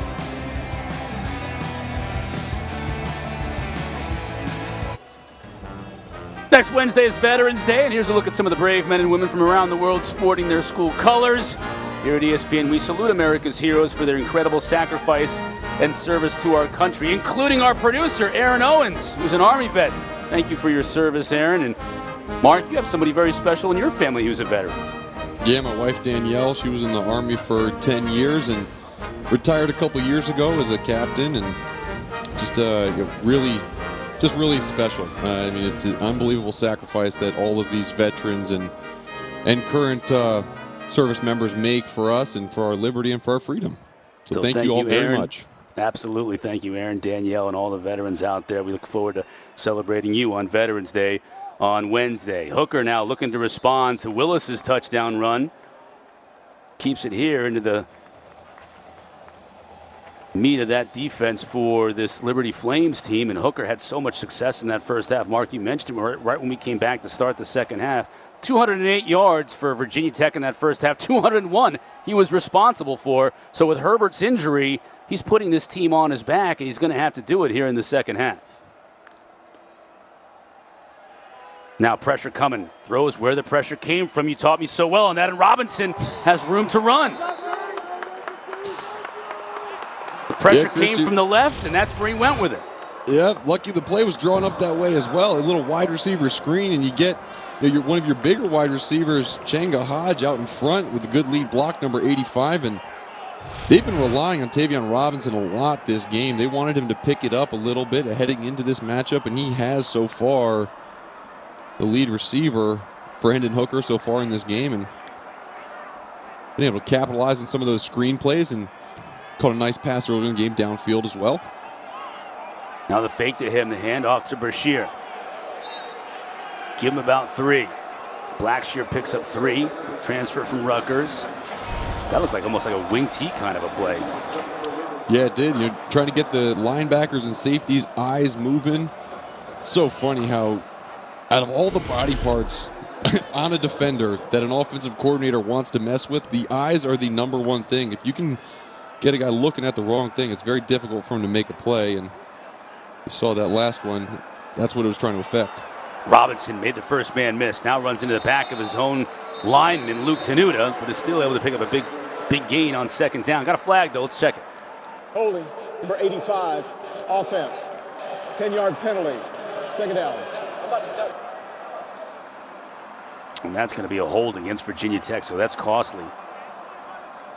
Yeah, it's Changa Hodge. I mentioned him earlier, made a good block on the previous play, but here's another transfer from Villanova who came to this Virginia Tech team and thought maybe he'd have a bigger role earlier in the season, but just missed a lot of time for whatever reason. They don't specify these days, but missed a lot of time earlier in the season and looking for a bigger role today.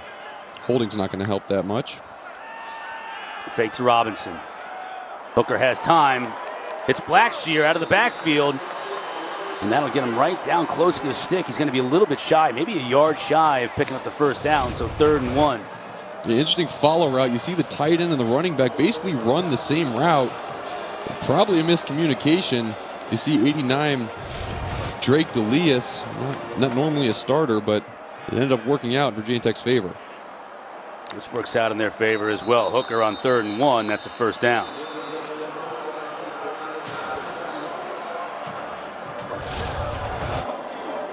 And just watch his offensive line.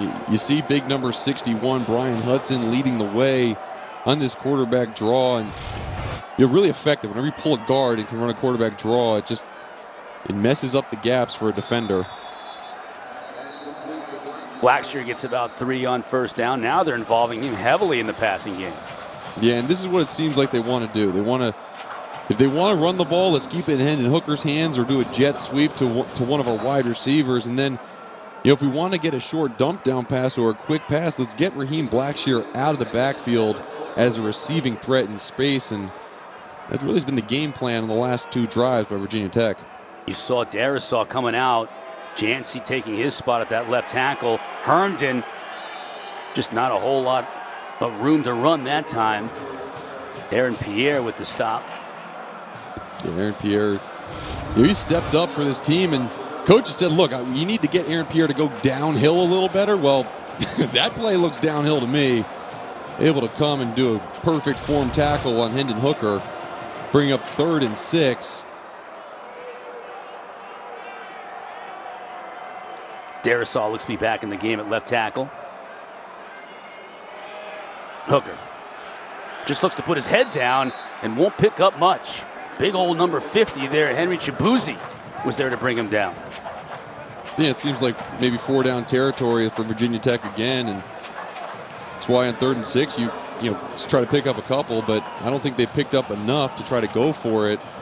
If it was 4th and 2, I'd say they keep the offense on the field, but now they bring in the kicker, try to go up by 2 points. You mentioned Brian Johnson with a big leg. He's going to need one here. This is from about 51. He's going to pull this a little to the left, and it's no good. So much to the delight of Hugh Freeze, the Flames hold. They still lead in Blacksburg.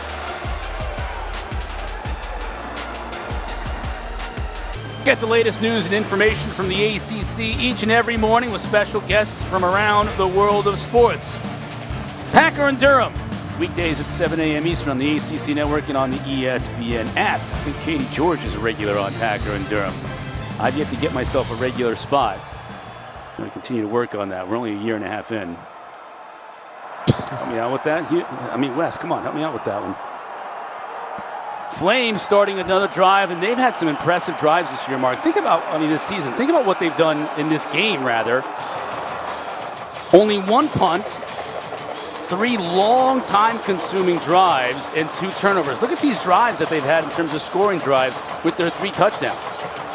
Yeah, and obviously the 2 turnovers on the other drives, but time of possession-wise, they are absolutely dominating this game. They've had the ball for almost 9 more minutes than Virginia Tech, and it's going to wear this thin Virginia Tech defense out eventually. That's Shedro Lewis looking to bounce it outside with the quickness. Stays in bounds to try and get an extra yard or 2 before being forced out by Devin Taylor, but a good pickup on 2nd down will bring up 3rd and certainly manageable for this Flames offense. Yeah, this is a perfect situation that they want to be in on 3rd down. Obviously, 3rd down and 2 really allows for a true run-pass option read where, you can hand the ball off. You have your smaller back and Shedro Lewis still in the game, but 2 big tight ends flanking this formation. 3rd down and 2.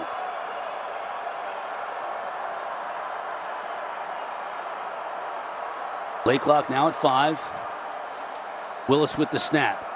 Gives it to Shedro. Sidesteps the first tackle and gets a 1st down. Divine Diablo had a free shot on Shedro Lewis in the backfield. And watch number 17 coming right there, and Shedro Lewis just hits him with the right trigger and jukes right past him, picks up a 1st down. Very difficult to catch these little fast guys in the backfield. Once I got my hands on him, I could bring him down, but I really had a hard time catching him, and Diablo is left in the dust on that last play. But again, you're watching Liberty, that normally is a fast-paced offense, take their time and really running out the entire play clock before the snap. Willis tries to get by Diablo and does. 1st down, and then tried to sneak in a couple of more yards and saw a big old 96 right there, Noah Pollard, and said, I'll step out. Well, I really don't want to pick on Divine Diablo because he's one of my favorite players in the ACC. I love the way he plays. However, This is a really, really good move by Malik Willis. I mean, he just put Divine Diablo's ankles in his pocket and took him home with him.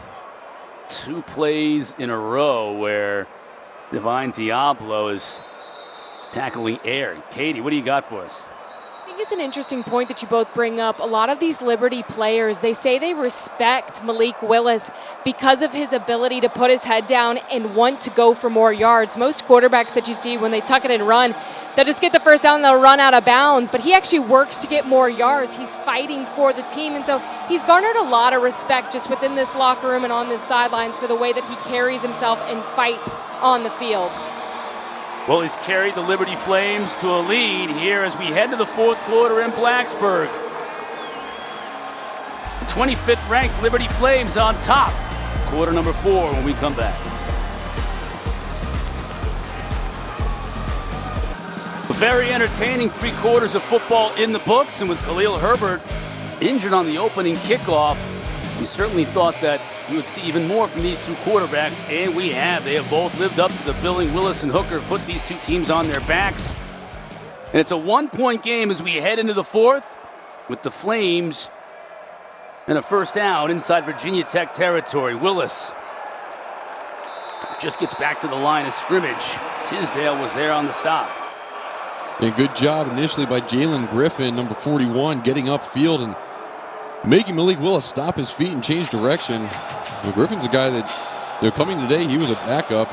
Not a ton of production so far in the year, but just really good game since he's got his number called and stepping up big time.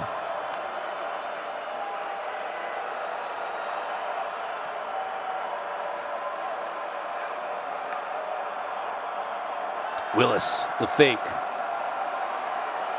Steps up into the pocket, has a receiver. That's a heck of a catch. That is a nice catch by Demario Douglas.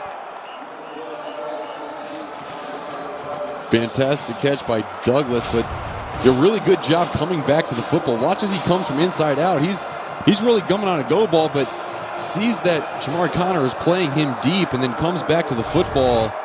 That is working back to the football for your quarterback. Really good job creating a 3rd and 5 rather than an incomplete pass 3rd and 10. Looked like Holyfield might have wanted to come with a little bit of pressure right now. Virginia Tech showing just 4.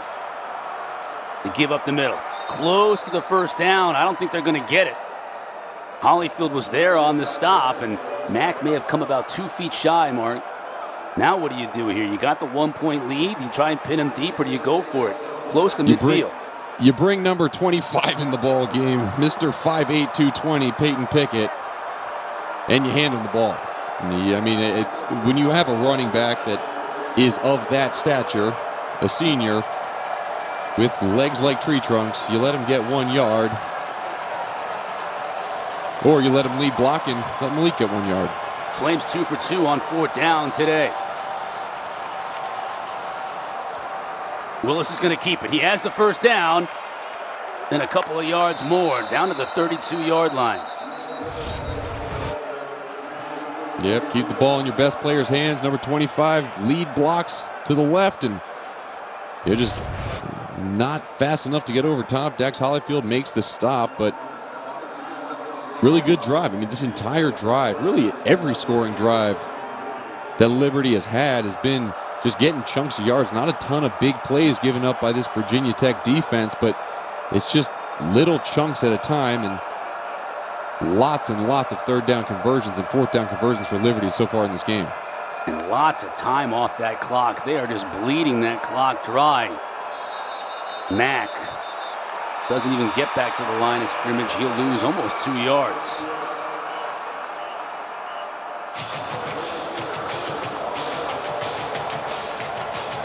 Jared Hugh was shaken up a little bit earlier in the game. He's back. First down. Liberty is averaging 5.5 yards on first down, and Virginia Tech's averaging 7 yards on first down. So there haven't been a lot of really long 3rd down tries. Let's see if they can get back on track as Virginia Tech shows pressure up the middle.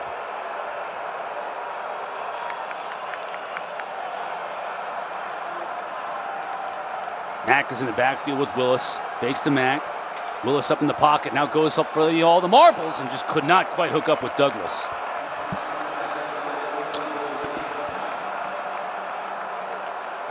And I just don't know how he keeps getting behind this defense. I mean, there have been multiple times where these wide receivers have been behind Virginia Tech's defense, and that's something that Virginia Tech has to clean up before the day's out, but especially going into future games, we're going to see a lot more deep balls against them. 3rd and 12 now. Pitt and Florida State coming up after us. Willis has time, now he's flushed. Signals to his receiver to get open inside right about the 21-yard line. That's going to be a first down. Well, that throw was ridiculous. I mean, it makes it look easy. However, you are rolling out to your right. You sense a little bit of pressure. You move out to the right. You're looking all the way across the field and are jumping off of your right foot and throwing as you're falling to your right. I mean, that's like a LeBron James fadeaway three-pointer. I mean, that was really good. And it's going to be all for naught. Illegal motion against Liberty is going to move him back 5 yards. So they'll have to convert this 3rd down and even longer again.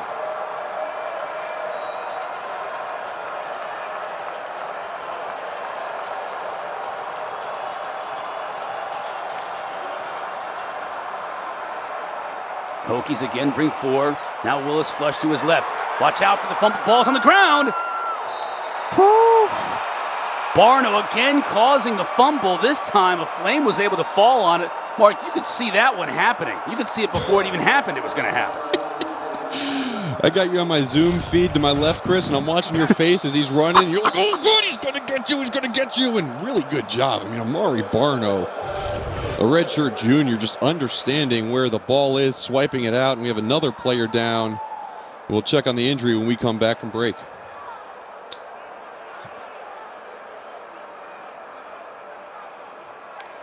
Flames lead by 1 here in Blacksburg, 21-20. Malik Willis and his Liberty Flames fortunate enough to fall on that last loose ball, but they'll bring up a 4th and long at the 45-yard line. And in this particular case, Hugh Freeze not going to go for it. Going to try and pin Virginia Tech deep. Robinson fumbles the football on the muff, and it's recovered by the Flames. That's a huge play. Oh, my goodness. Wow. Davion Robinson just took his eyes off the ball at the very end of the play and mishandled the ball. It just hung up there, and at the last second, the wind might have caught it, but really good job by Liberty to get on it. In a muff, you can't advance it, so you just need to fall on the ball, but Liberty got the ball back in unbelievable field position, and that's the first turnover of the day for Virginia Tech. Huge play by Benjamin Alexander on special teams to pick up that muff punt. There you see Coach Fuente having a word with Robinson. So complimentary of Robinson's return skills earlier on in the week. And just a mistake. You mentioned it, Mark. The first turnover of the day. Both turnovers from the Flames extremely costly in the first half. And now it's an opportunity for Liberty for a little payback here from the Virginia Tech 5. Willis on the fake, looking to throw into the end zone. A receiver wide open. And they convert. Johnny Huntley with his 2nd touchdown of the year. Liberty extends their lead. That was a Virginia Tech brought really their big boy goal line personnel in. You see all those defensive linemen up, and that puts Amari Barno, the D-end, on the tight end release. It's just a very difficult thing to play goal line defense when you're not technically down on the 1 or 2 yard line, because there's just a lot of space for people to work. Good job exploiting it by this Liberty offense, and just like that, Liberty is up by 8 points. Malik Willis responsible for all 4 Liberty touchdowns, including this touchdown pass to Johnny Huntley. All Flames.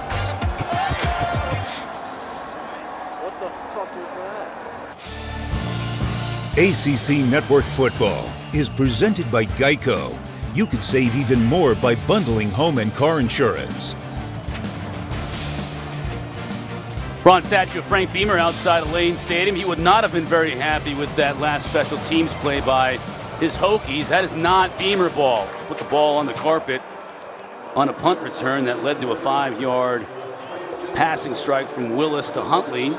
And the lead extended for Liberty, now 8 points, and they have really controlled time of possession. And this, when you're trying to play from behind, Mark, that has to be a concern for Virginia Tech, just in the sheer number of possessions you're going to have left in the remaining 10.5 minutes here. Yeah, if you know that shows anything about what's going on, I mean, you got to assume that the next time you give Liberty the ball back, they're going to at least run 5 minutes off the clock, and you just don't have a ton of time left. This is a huge, huge possession for Virginia Tech offensively to at least pin Liberty back. But the idea right now is to get a touchdown, and Hendon Hooker, he's more than capable of doing it by himself. He's shown it already today. Certainly has put this team on his back with Khalil Herbert injured on the opening kickoff. So it has been much more about Hendon Hooker doing it with both his arm and his legs. And he's had success, but not so much here in this second half. Hooker going to throw it. Back shoulder throw complete. Big pickup on first down. Hits Turner. Ooh. A mess back here by the line of scrimmage. That is Brock Hoffman. The center looked like he was mixing it up with Aaron Pierre a bit. For offense. 5-yard penalty. First down. It looked like we had a flag that was an illegal, might have been an illegal receiver down, ineligible receiver downfield. Hey, the ACC Field Hockey Championship is tomorrow at noon Eastern. North Carolina and Louisville right here on the ACC Network and on the ESPN app. We call it Sunday's Best for a reason. Check it out, noon tomorrow on the ACC Network. So a nice pitch and catch nullified, 1st and 15. We've seen that so many times today. Robinson on the receiving end, Mark, haven't we? That same exact route being run with so much success.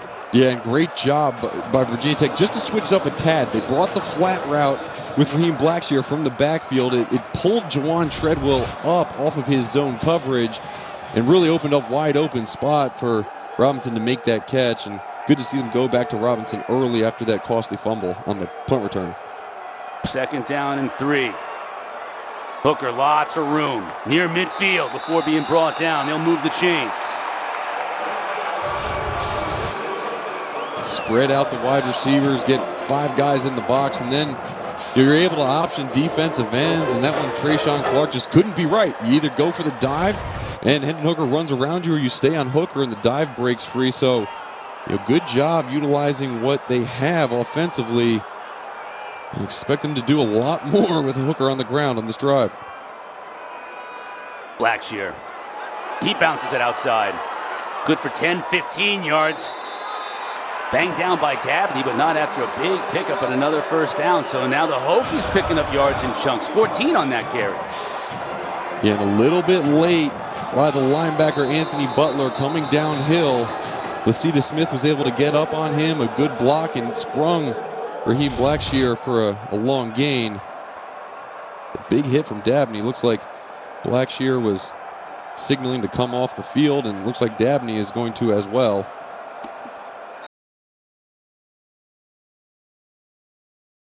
To Blackshear, the 2 transfers, Herbert from Kansas, Blackshear from Rutgers. Here's what Blackshear's been able to do today. If you're just joining us, Herbert knocked out in the opening kickoff. Glad to see he's there with the team in uniform, but helmet not in hand, and the hamstring injury on that opening kickoff. Haven't seen him since.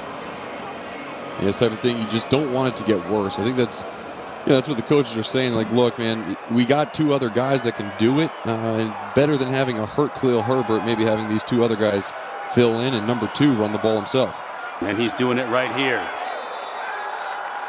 Butler's done a really nice job of tackling today. Was able to just grab an ankle of Hooker and bring him down. Those 2 share a nice laugh.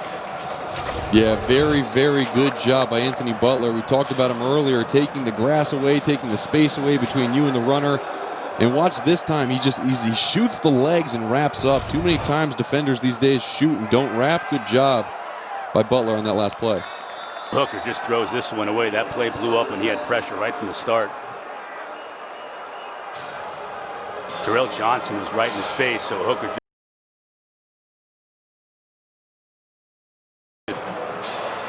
Yeah, it's crucial, and you see Darrell Johnson right there. Him and Trayshawn Clark are two of their best pass rushers, and usually on third down, they bring in really a pass rushing group. They bring in Steven Sings and Akil Washington, but with the ability for Hooker to run the ball, they've left their big boys in up front on third down so far today. It's a run formation. Hooker, the draw. He'll pick up the first down and a lot more. Inside the 20 with a stiff arm, down to the 16.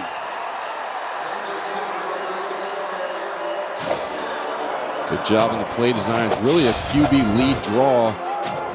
You watch how Lasita Smith, number 54, pulls around and Blackshear leads the way. But just that little hesitation with his eyes upfield lets the defense lighten up a little bit in terms of their run pressure. And this is another run formation. You see how the wide receiver at the bottom of the screen is covered up, can't go out for a reception. Blackshear picks up maybe a yard. Johnson again there on the stop.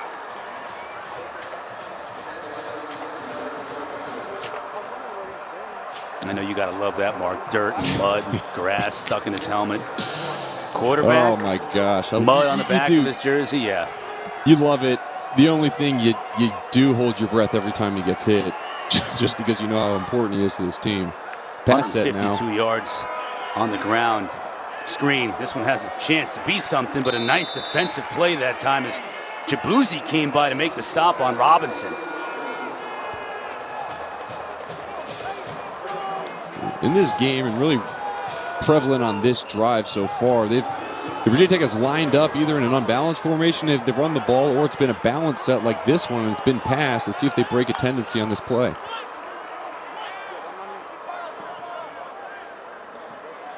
Blackshear switches places to Hooker's left.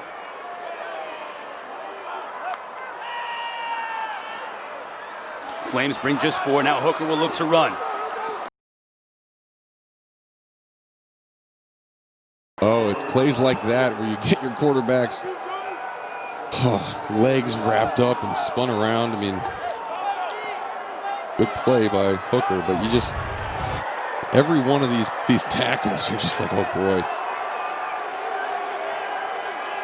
Right here at the end, you see just, you never know what gets caught under your body, but able to escape it, injury-free, and now brings up a big 4th and 3. So what do? You go for it here, down 8, rather than kick the field goal to make it a 5-point game, and now we might have some discussion about it. Yeah, I think timeout. Liberty, they're first of the half.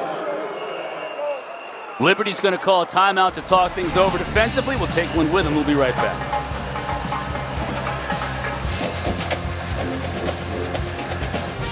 Tonight at 11 o'clock Eastern, look at those dudes. In the lower left, the huddle. JC, Mac Lane, EJ, Coach Riggs back to complete the breakdowns of all our ACC games today. They'll probably talk about Miami's big win last night against NC State. And this one, 4th and 3, Virginia Tech going for it. Down 8, Blackshear in motion. Hooker looking over the middle. Caught for the score. Caleb Smith hung on. What a tough catch and a big play for the Hokies. What a gutsy play call from Brad Cornelison, the offensive coordinator.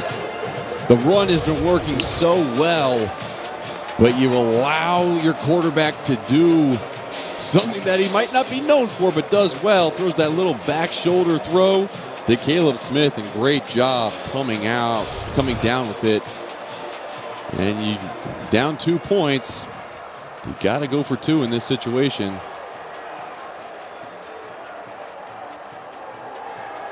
Hooker, will he run? He has the option. Now he throws, and Blackshear will convert.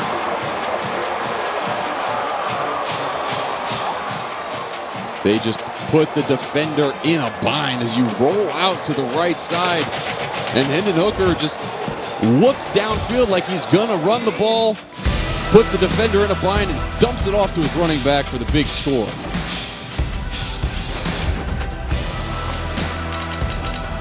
Caleb Smith with his first touchdown grab of the year, the 2-point conversion, all knotted up at 28 apiece, 5:46 left to go in the fourth quarter in this one from Blacksburg. Thought we might have a really good game, and it has delivered on just about every single aspect. Look at what Hooker has done. 156 yards on the ground in the absence of Khalil Herbert, who was hurt early in the game. 162 through the air. Put this team on his back.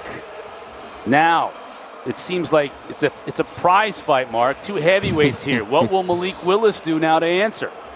It's been blow after blow after blow, and just when you think someone's down, to get back up and they fight back. And so, I'm excited for this drive from Malik Willis, and I think he's going to show a lot of people across the country what he's made of as you're going to tie ball game with 5 minutes left against an ACC opponent. Got a blocker in front. Lowers his shoulder and runs a man over. Oh, boy. Well, that was a good run. And, Malik Willis, we talked earlier about, comparing him to Cam Newton. He runs a little bit lower. You watch there. I mean, just able to dip his shoulder pads all the way down, or small surface area to tackle. Just ran over Jermaine Waller. Now Willis has gone over 100 yards rushing on the game. He has 104 to Hooker's 156. And right now, they're running the clock out. There's this fine balance between not leaving any clock left for Virginia Tech, but also having enough time to get down in scoring range. Give to Mack. Looking for an alley. Finds maybe 3 yards along the left side.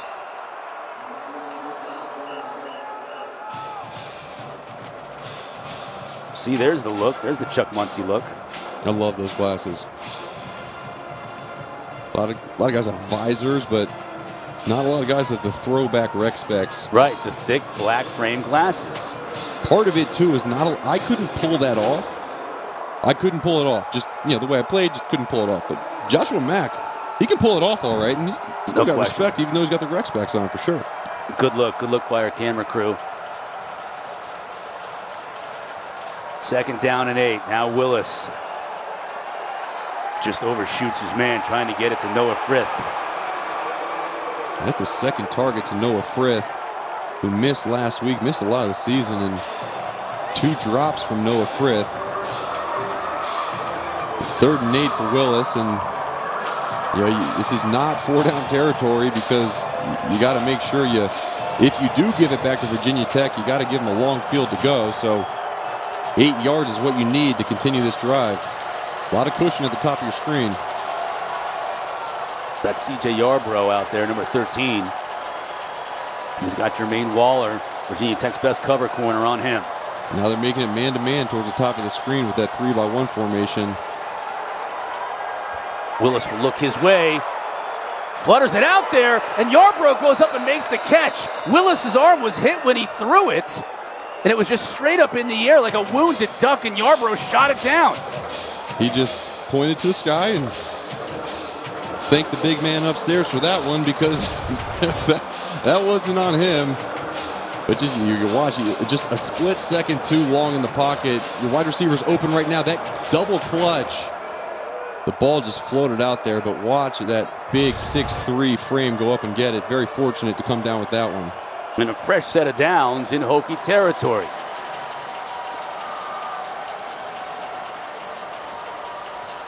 Flames continue to be very deliberate on offense. Mack, nowhere to go.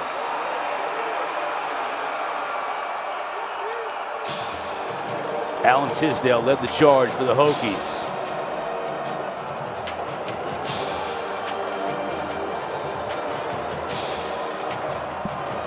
Flames have an accurate kicker in Alex Barbier, the young man out of Alpharetta, Georgia, but he hasn't kicked very many long ones. His long on the year is just 42 yards. We talked with Hugh Freeze earlier in the week about his confidence. He said he'll throw him out there for 50, and there's no wind, hardly any wind at all today in Blacksburg, so that won't have an impact. Willis sprinting to his right, now back to his left, has a receiver and a whole host of blockers in front of him. Huntley inside the 20, down to the 24, goes the tight end Johnny Huntley, and that's a big play. And we haven't seen many misdirection or, special trick plays, but watch this. Look at Huntley on the backside. Get a chip on the defender and just leak out. He has a whole host of blockers out in front of him. Really Maybe good should job. have waited on him. Right, no, really good job on Virginia Tech to just stop him. That was fantastic. That is a great play call in that situation as Virginia Tech was fast flowing on the run and the sprint outs. Good changeup by Kent Austin in this offense. To about a 41-yard field goal from this spot right now for the Flames if it came down to it. Mack gets a couple more here. Now, if you're Virginia Tech, you start thinking about using those timeouts. Yes, you need to start taking timeouts. You need to start stopping the clock because... Timeout, Virginia Tech. Well, their first of the half. Injured player on the field. But yeah, they got an injured player. Yeah.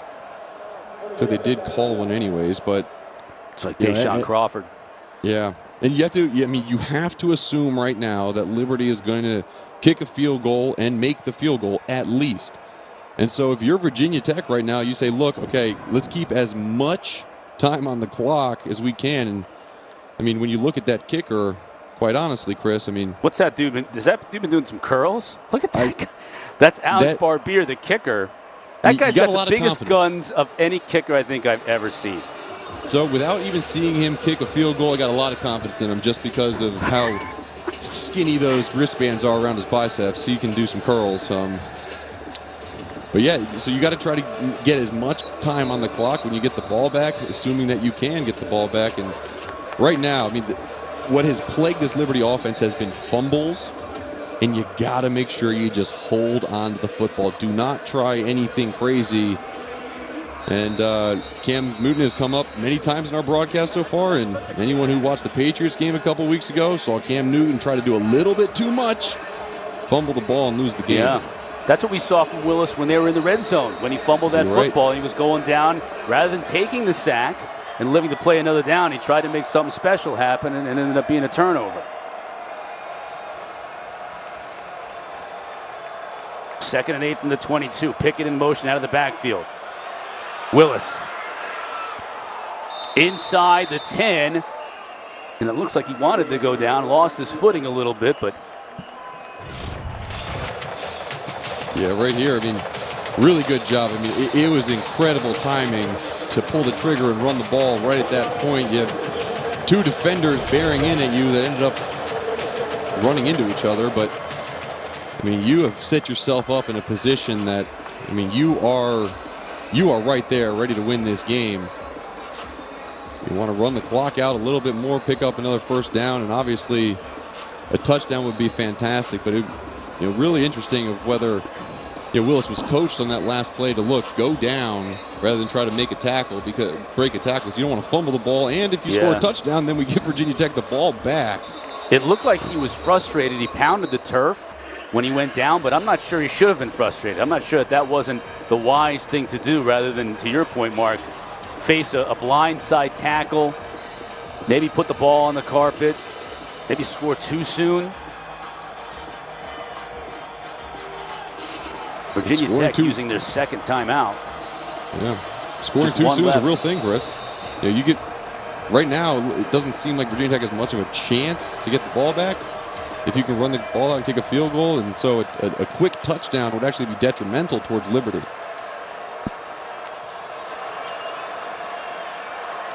And they're going to get one here. Pickett can pretty much waltz in. Yeah, good job by Justin Hamilton. Basically said, look, let him score. That from that defensive alignment and just the struggle and strain by these defenders to get off blocks, that to me, if I'm looking at number 24, Devin Taylor, he did not try to make that play. They let him score. And let's see how that goes because now Virginia Tech is going to get the ball back. Down 6 right now and 7 if they can punch this one through. And Barbier, the Arnold Schwarzenegger of kickers, splits the uprights. The lead is 7. And if you're the Liberty Flames in that case, Mark, my mother always said, never look a gift horse in the mouth. They're going to give you a score. You go ahead and score and just put it on your defense here for the last minute 41. Yes, unless Would you got take a a guy knee who's at the just 1 red yard hot. line if you're? I mean, if you're the Right. Flames, you're not going to tackle me. Fine, I'm going to take a knee at the 1. Well, so that's what you would want to coach your player to do, just in terms of possession football, in terms of clock management. Watch 24. I mean, Devin Taylor was not trying to make that tackle. He could have made the tackle, but right there, I tell my running back, look, just stop. Take a knee at the 1 yard line. I played in Super Bowl 46. I get it, but so much can happen. A fumble, a botched right. snap on a field goal. You're right. I just remember, in Super Bowl 46, Ahmad Bradshaw, who played for the Giants, Ahmad Bradshaw was told, look, if they try to let you score, take a knee on the 1 yard line. And he got there, and he couldn't stop his momentum. He rolled forward into the end zone and gave Tom Brady a chance to throw a Hail Mary and come back. And it's such an unnatural thing for a runner to do, is to stop with no one in front of him. But that would have been the smart play. I remember growing up an Eagles fan, watching Brian Dawkins do that a bunch, and always was complimented on his time management and the presence. So Virginia Tech gets the ball back with an opportunity to tie this one up or take the lead. Touchback on this bouncing kick.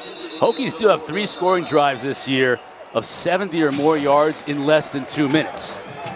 It has been done, and when you've got a guy like Hendon Hooker at quarterback, it can be done again.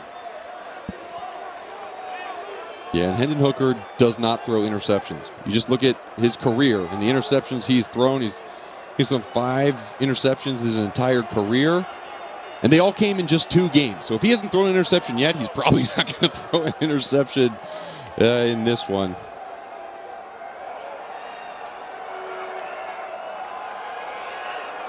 Flames come with just 5. Dropped. Trey Turner couldn't squeeze it. A reminder, West Durham, Roddy Jones standing by. Got Pitt and Florida State coming your way at 4 o'clock. We'll probably, I shouldn't say probably, we might send it to the studio and JC and the folks for a little bit of time, but if Virginia Tech can get a scoring drive here, Mark, we may be here a while. Still 1 time out on the board for the Hokies. Flames again bring 4. Tries the back shoulder, this time connects. Again, it's Caleb Smith. Another great play by Caleb Smith in the clutch. And both of these teams on their last 2 drives have gone 3-by-1 formations and trying to isolate the single receiver backside. Good job by Virginia Tech exploiting the man-to-man coverage. This time Turner goes up and makes the grab. What do you think about no pressure from the Liberty Flames here, Mark? Yeah, I mean, if you're going to rush 4, you might as well just rush 3 and drop a guy back, because they are getting nothing in terms of pressure up front. And I think that's probably the better move than to blitz, because when you blitz a mobile quarterback, it's tough. Herndon, that's a nice pass to Turner. Hokies are on the move as the clock gets ticking toward 1 minute. Well, that time they did rush 3 and drop the guy back, so they listened to me. But Hendon Hooker still found the hole in the zone coverage, and right now, there's look at the 3 big linemen having trouble getting down. Blackshear tries a stiff arm, stays in bounds. Now we have a flag. And it could be a face mask on Blackshear. That was Anthony Butler who made the stop, and it was right where Butler made the tackle where the flag came down. Butler was a little slow to get up, holding his shoulder. Let's check out Blackshear's stiff arm here. Yeah, he gets that face mask. Personal foul, face mask, number 6, defense. After this is to the goal. Wow. Ooh, The call was on the against wrong Butler. number 6. Did it? You don't think that could be a mistake, do you? Just went the wrong way? I didn't see Butler grab the face mask at all. Yeah, I mean, both number 6. They said number 6 on the defense. I mean, it was definitely a mistake, because that face mask was clearly Raheem Blackshear grabbing Anthony Butler's face mask. It's irrelevant now. Hooker up top to the end zone, scores! Trey Turner has been huge on this drive, and he comes up with the score. Trey Turner Big play Trey comes down with this one. 2 big receptions on this drive. Aided by a phantom face mask call, but when you watch just Trey Turner's one-on-one with the cornerback, relatively good position, but the ball was thrown behind the receiver on purpose. Turner does a good job of getting his body in the way and just basketball boxing out the defender. And just like that, Chris, that's why you take a knee on the 1 yard line, because all of a sudden you got to do it all over again with 52 seconds left. You are proven right, my friend. Big thanks to 3 big catches, including the final one, the score, to knot this game at 35 apiece. Let's take a look at maybe the biggest play on that drive. The face mask penalty was called. Let's look to see Blackshear's face mask, whether that was grabbed as well. It was pretty obvious that it did go the other way. But let's see from this angle whether Butler gets his hand up in the face mask. And so there's a glance off the face mask, but that, to me, that is not a face mask. The head wasn't even moved or restricted, but on the other side, Blackshear really did grab the face mask and pull down. It looked like the flag came in from the back, which, I mean, that is a call that's going to be looked at and reviewed, and in a very, very timely moment. 2 calls in this game, whether it was that fumble that was blown dead that eventually recovered in the first half by Virginia Tech, or that face mask call, have led to this 35-35 ball game.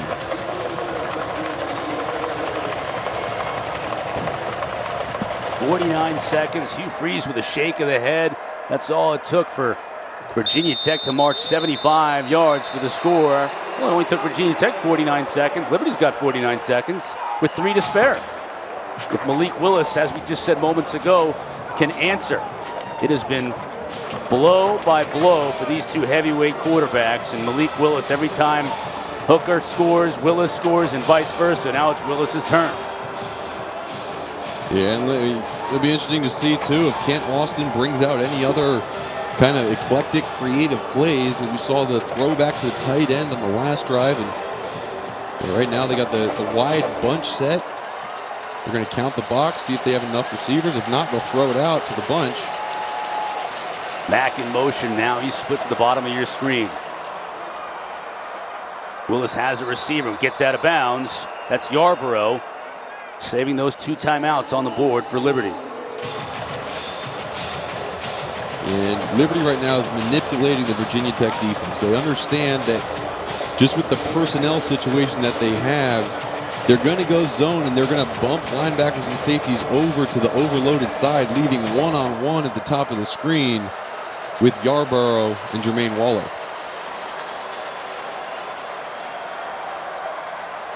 Virginia Tech brings just 3 and they spy Willis. Receiver gets a foot in bounds. That's Frith. Now close to midfield with a second down, and that's a first down on that play. So close to midfield here, Mark, with 39 seconds to go. Yeah, and 2 timeouts left. Don't be surprised to see a shot towards the middle of the field if it's a cover 2 situation. But it looks like Virginia Tech's bringing pressure, or at least showing pressure early in this down. Holyfield showed it. Will he back out? He does. Mack brought down by Barno. Good gain on first down. And now you're right. They're going to have to use one of those timeouts with the ball near midfield.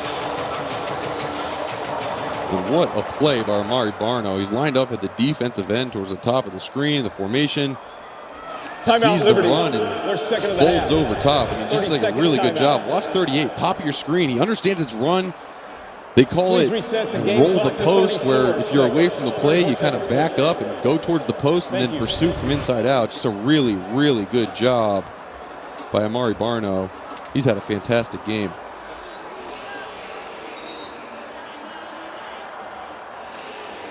This is getting exciting, Chris. It's getting interesting, and it's a chess match between these 2 coaches. It's 34 really seconds, fun to watch. yeah. Let's see, they probably have to get to 25-yard line if you're going to look at Barbier's career long as a measuring stick. There he is. which is 42 Franco Colombo yards. of kickers. 42 is a career long for Barbier, so if they get to the 25, that's a 42-yard kick. And other than that 42-yarder, he's 1 for 3 on 40-plus yard field goals.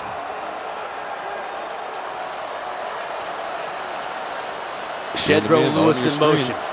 The top of the screen. Empty backfield for Willis. Now Willis is going to run it. Down at the 45. Hurry up, get back on the ball quickly. Holyfield doing a nice job of bringing him down. It is a first down, so the clock will stop temporarily. It's not stopping, though, because they placed the ball down quick.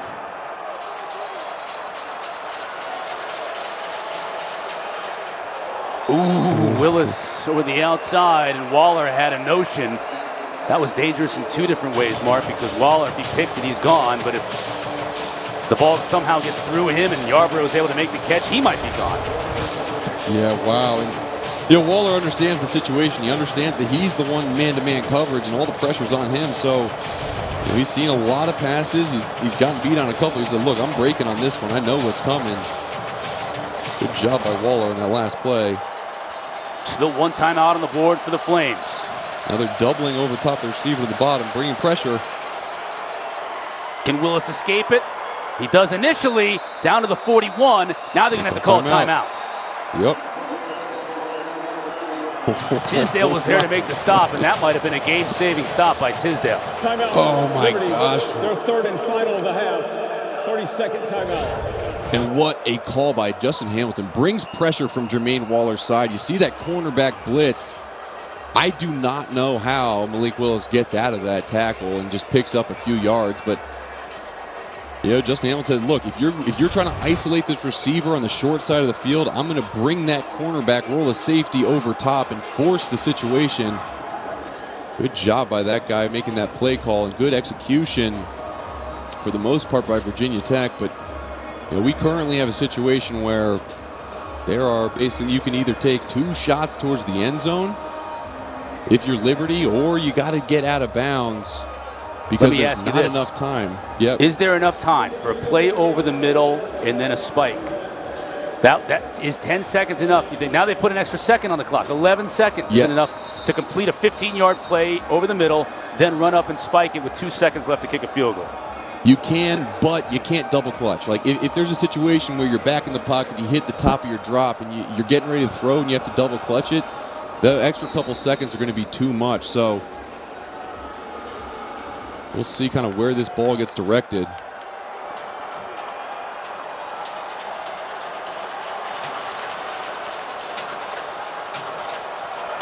Ball tipped. And Barno, another tipped pass. He's had at least 2 or 3 of those on this game. He has had a huge game. 6'6" defensive end. Transition from that linebacker spot. He just has a feel, a knack for when the quarterback is going to release the football. Gets tall, and just a really fantastic. This is going to be a very long field goal try. 59-yard attempt. 59 yards. No wind again to speak of. Alex Barbier is going to give it everything he's got for the win. And it's blocked. Oh! It's blocked and picked up. It's picked up by Jermaine Waller. He'll score for the Hokies. That is Beamer ball. Oh, my goodness. Wow, well, this is the exact situation that Clemson had at Dabo Swinney. Said, look, if I had the situation to kick this long field goal again, I would not do it. But could there have been a timeout called before the kick?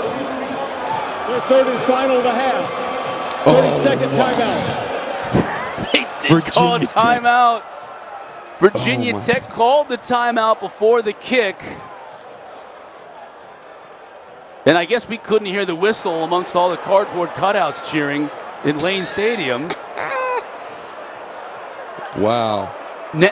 Now what do you do? Here's the question. What do you do if you're Hugh Freeze? Well, watch this block. It's right up the middle. See, this is a low kick. It's a low kick, and that's the trajectory of the kick becomes the problem when you get it to be that long, because you have to push it out in front in order to just have the length on it. And I think, Coach right now is saying, look, let's not do that again. Let's just throw the ball into the end zone and hope we can get a touchdown, because that did not look very good. And, man, what a turn of events. That timeout called. They can so often freeze a kicker, but, man, that took back a huge play off the board. So Virginia Tech's having trouble correct. getting guys on the field. Malik Willis is now back. Both teams are having a hard time getting the proper personnel on the field. And no one's covering C.J. Yarbrough at the top of the screen. And there's no timeouts back. left. Everybody's back. You can't even see 5 players in maroon jerseys. They're so far up back.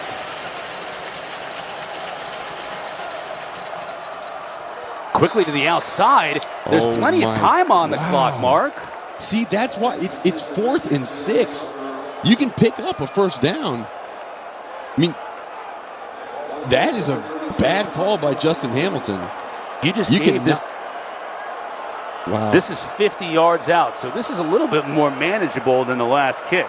Again, his career long is 42. 51 officially for the win for Alex Barbier. This one is up. Does it have the distance? It does! With 1 second remaining on the clock, Barbier puts the Flames up in Blacksburg. Got to be kidding me. Hugh Freeze said, get off the field. There's 1 second left. And this is a big 1 second left, but what just happened? And you look at the situation. There is the Liberty coaches out-coach the Virginia Tech coaches. This situation on the field, you can pick up a first down with 8 seconds left. You pick up the first down, make a shorter field goal try, and allow your kicker to take another shot at a shorter field goal, banged it through. Justin Hamilton is going to be kicking himself. He did not understand the situation on the field.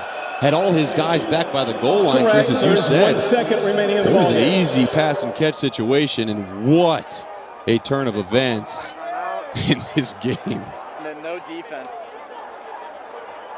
The original try, the original field goal attempt was blocked, but a timeout had been called just prior to the snap by Virginia Tech. That block was taken to the house by Jermaine Waller. The Hokies began to celebrate, thinking the game had been won. Then they noticed the timeout. They came back. A short pitching catch from Willis to Yarbrough set up Barbier, the senior kicker from Alpharetta, Georgia, whose career long was 42 yards coming into this. And he goes 51 yards and splits the uprights to give Liberty the lead with 1 second remaining. Hey, Chris, if you remember, okay, the timeout is called, but they block the field goal, run it back for a touchdown. They're celebrating. They're off the field. Justin Hamilton has a hard time just getting his defensive players back out on the field. And in that time where he's trying to get his players on the field, just not a lot of time to understand the situation in the football game. Just, and no man, timeouts. that was out of control. No timeouts because they used their last timeout to ice the kicker. Exactly. Oh, my goodness. Well, we saw... And no Khalil Herbert to return this kick either, although I have a feeling that Alex Barbier is just going to squib this thing somewhere around the 30-yard line. Yeah, you want to punch this down the field, be prepared for any laterals or throws across the field. It's very important for the widest players on this kickoff coverage team to stay at home and not over-pursue. Now we'll get the pitches. We've seen it happen before. It's Burmeister back at quarterback. Robinson going backwards, though. They need to go forward. Lewis. Ball still free. And now it's over. The Liberty Flames, in just their second full season at the FBS level, first ranking at number 25 coming into the game, go to Blacksburg and shock the Virginia Tech Hokies. The Flames are unbeaten. The schedule gets much tougher from here on out, but their first real test on the road at Virginia Tech, Mark, was their second win against an ACC foe this year. They're for real. They are for real. Malik Willis is for real. Joshua Mack is for real. I mean, this entire team, in the defense and the coaching, everything came together when it counted the most. Out-coached a very well-coached Virginia Tech team, and what a fun ball game to witness amongst two in-state rivals. 2 hours apart, and the Commonwealth is all about the Liberty Flames tonight. 38-35 winners at Virginia Tech. For Mark Hertzlich, Katie George, and our entire crew, I'm Chris Cotter. Now let's send it to the studio. Jordan, man, we had a great one here today. Great day of football still to come.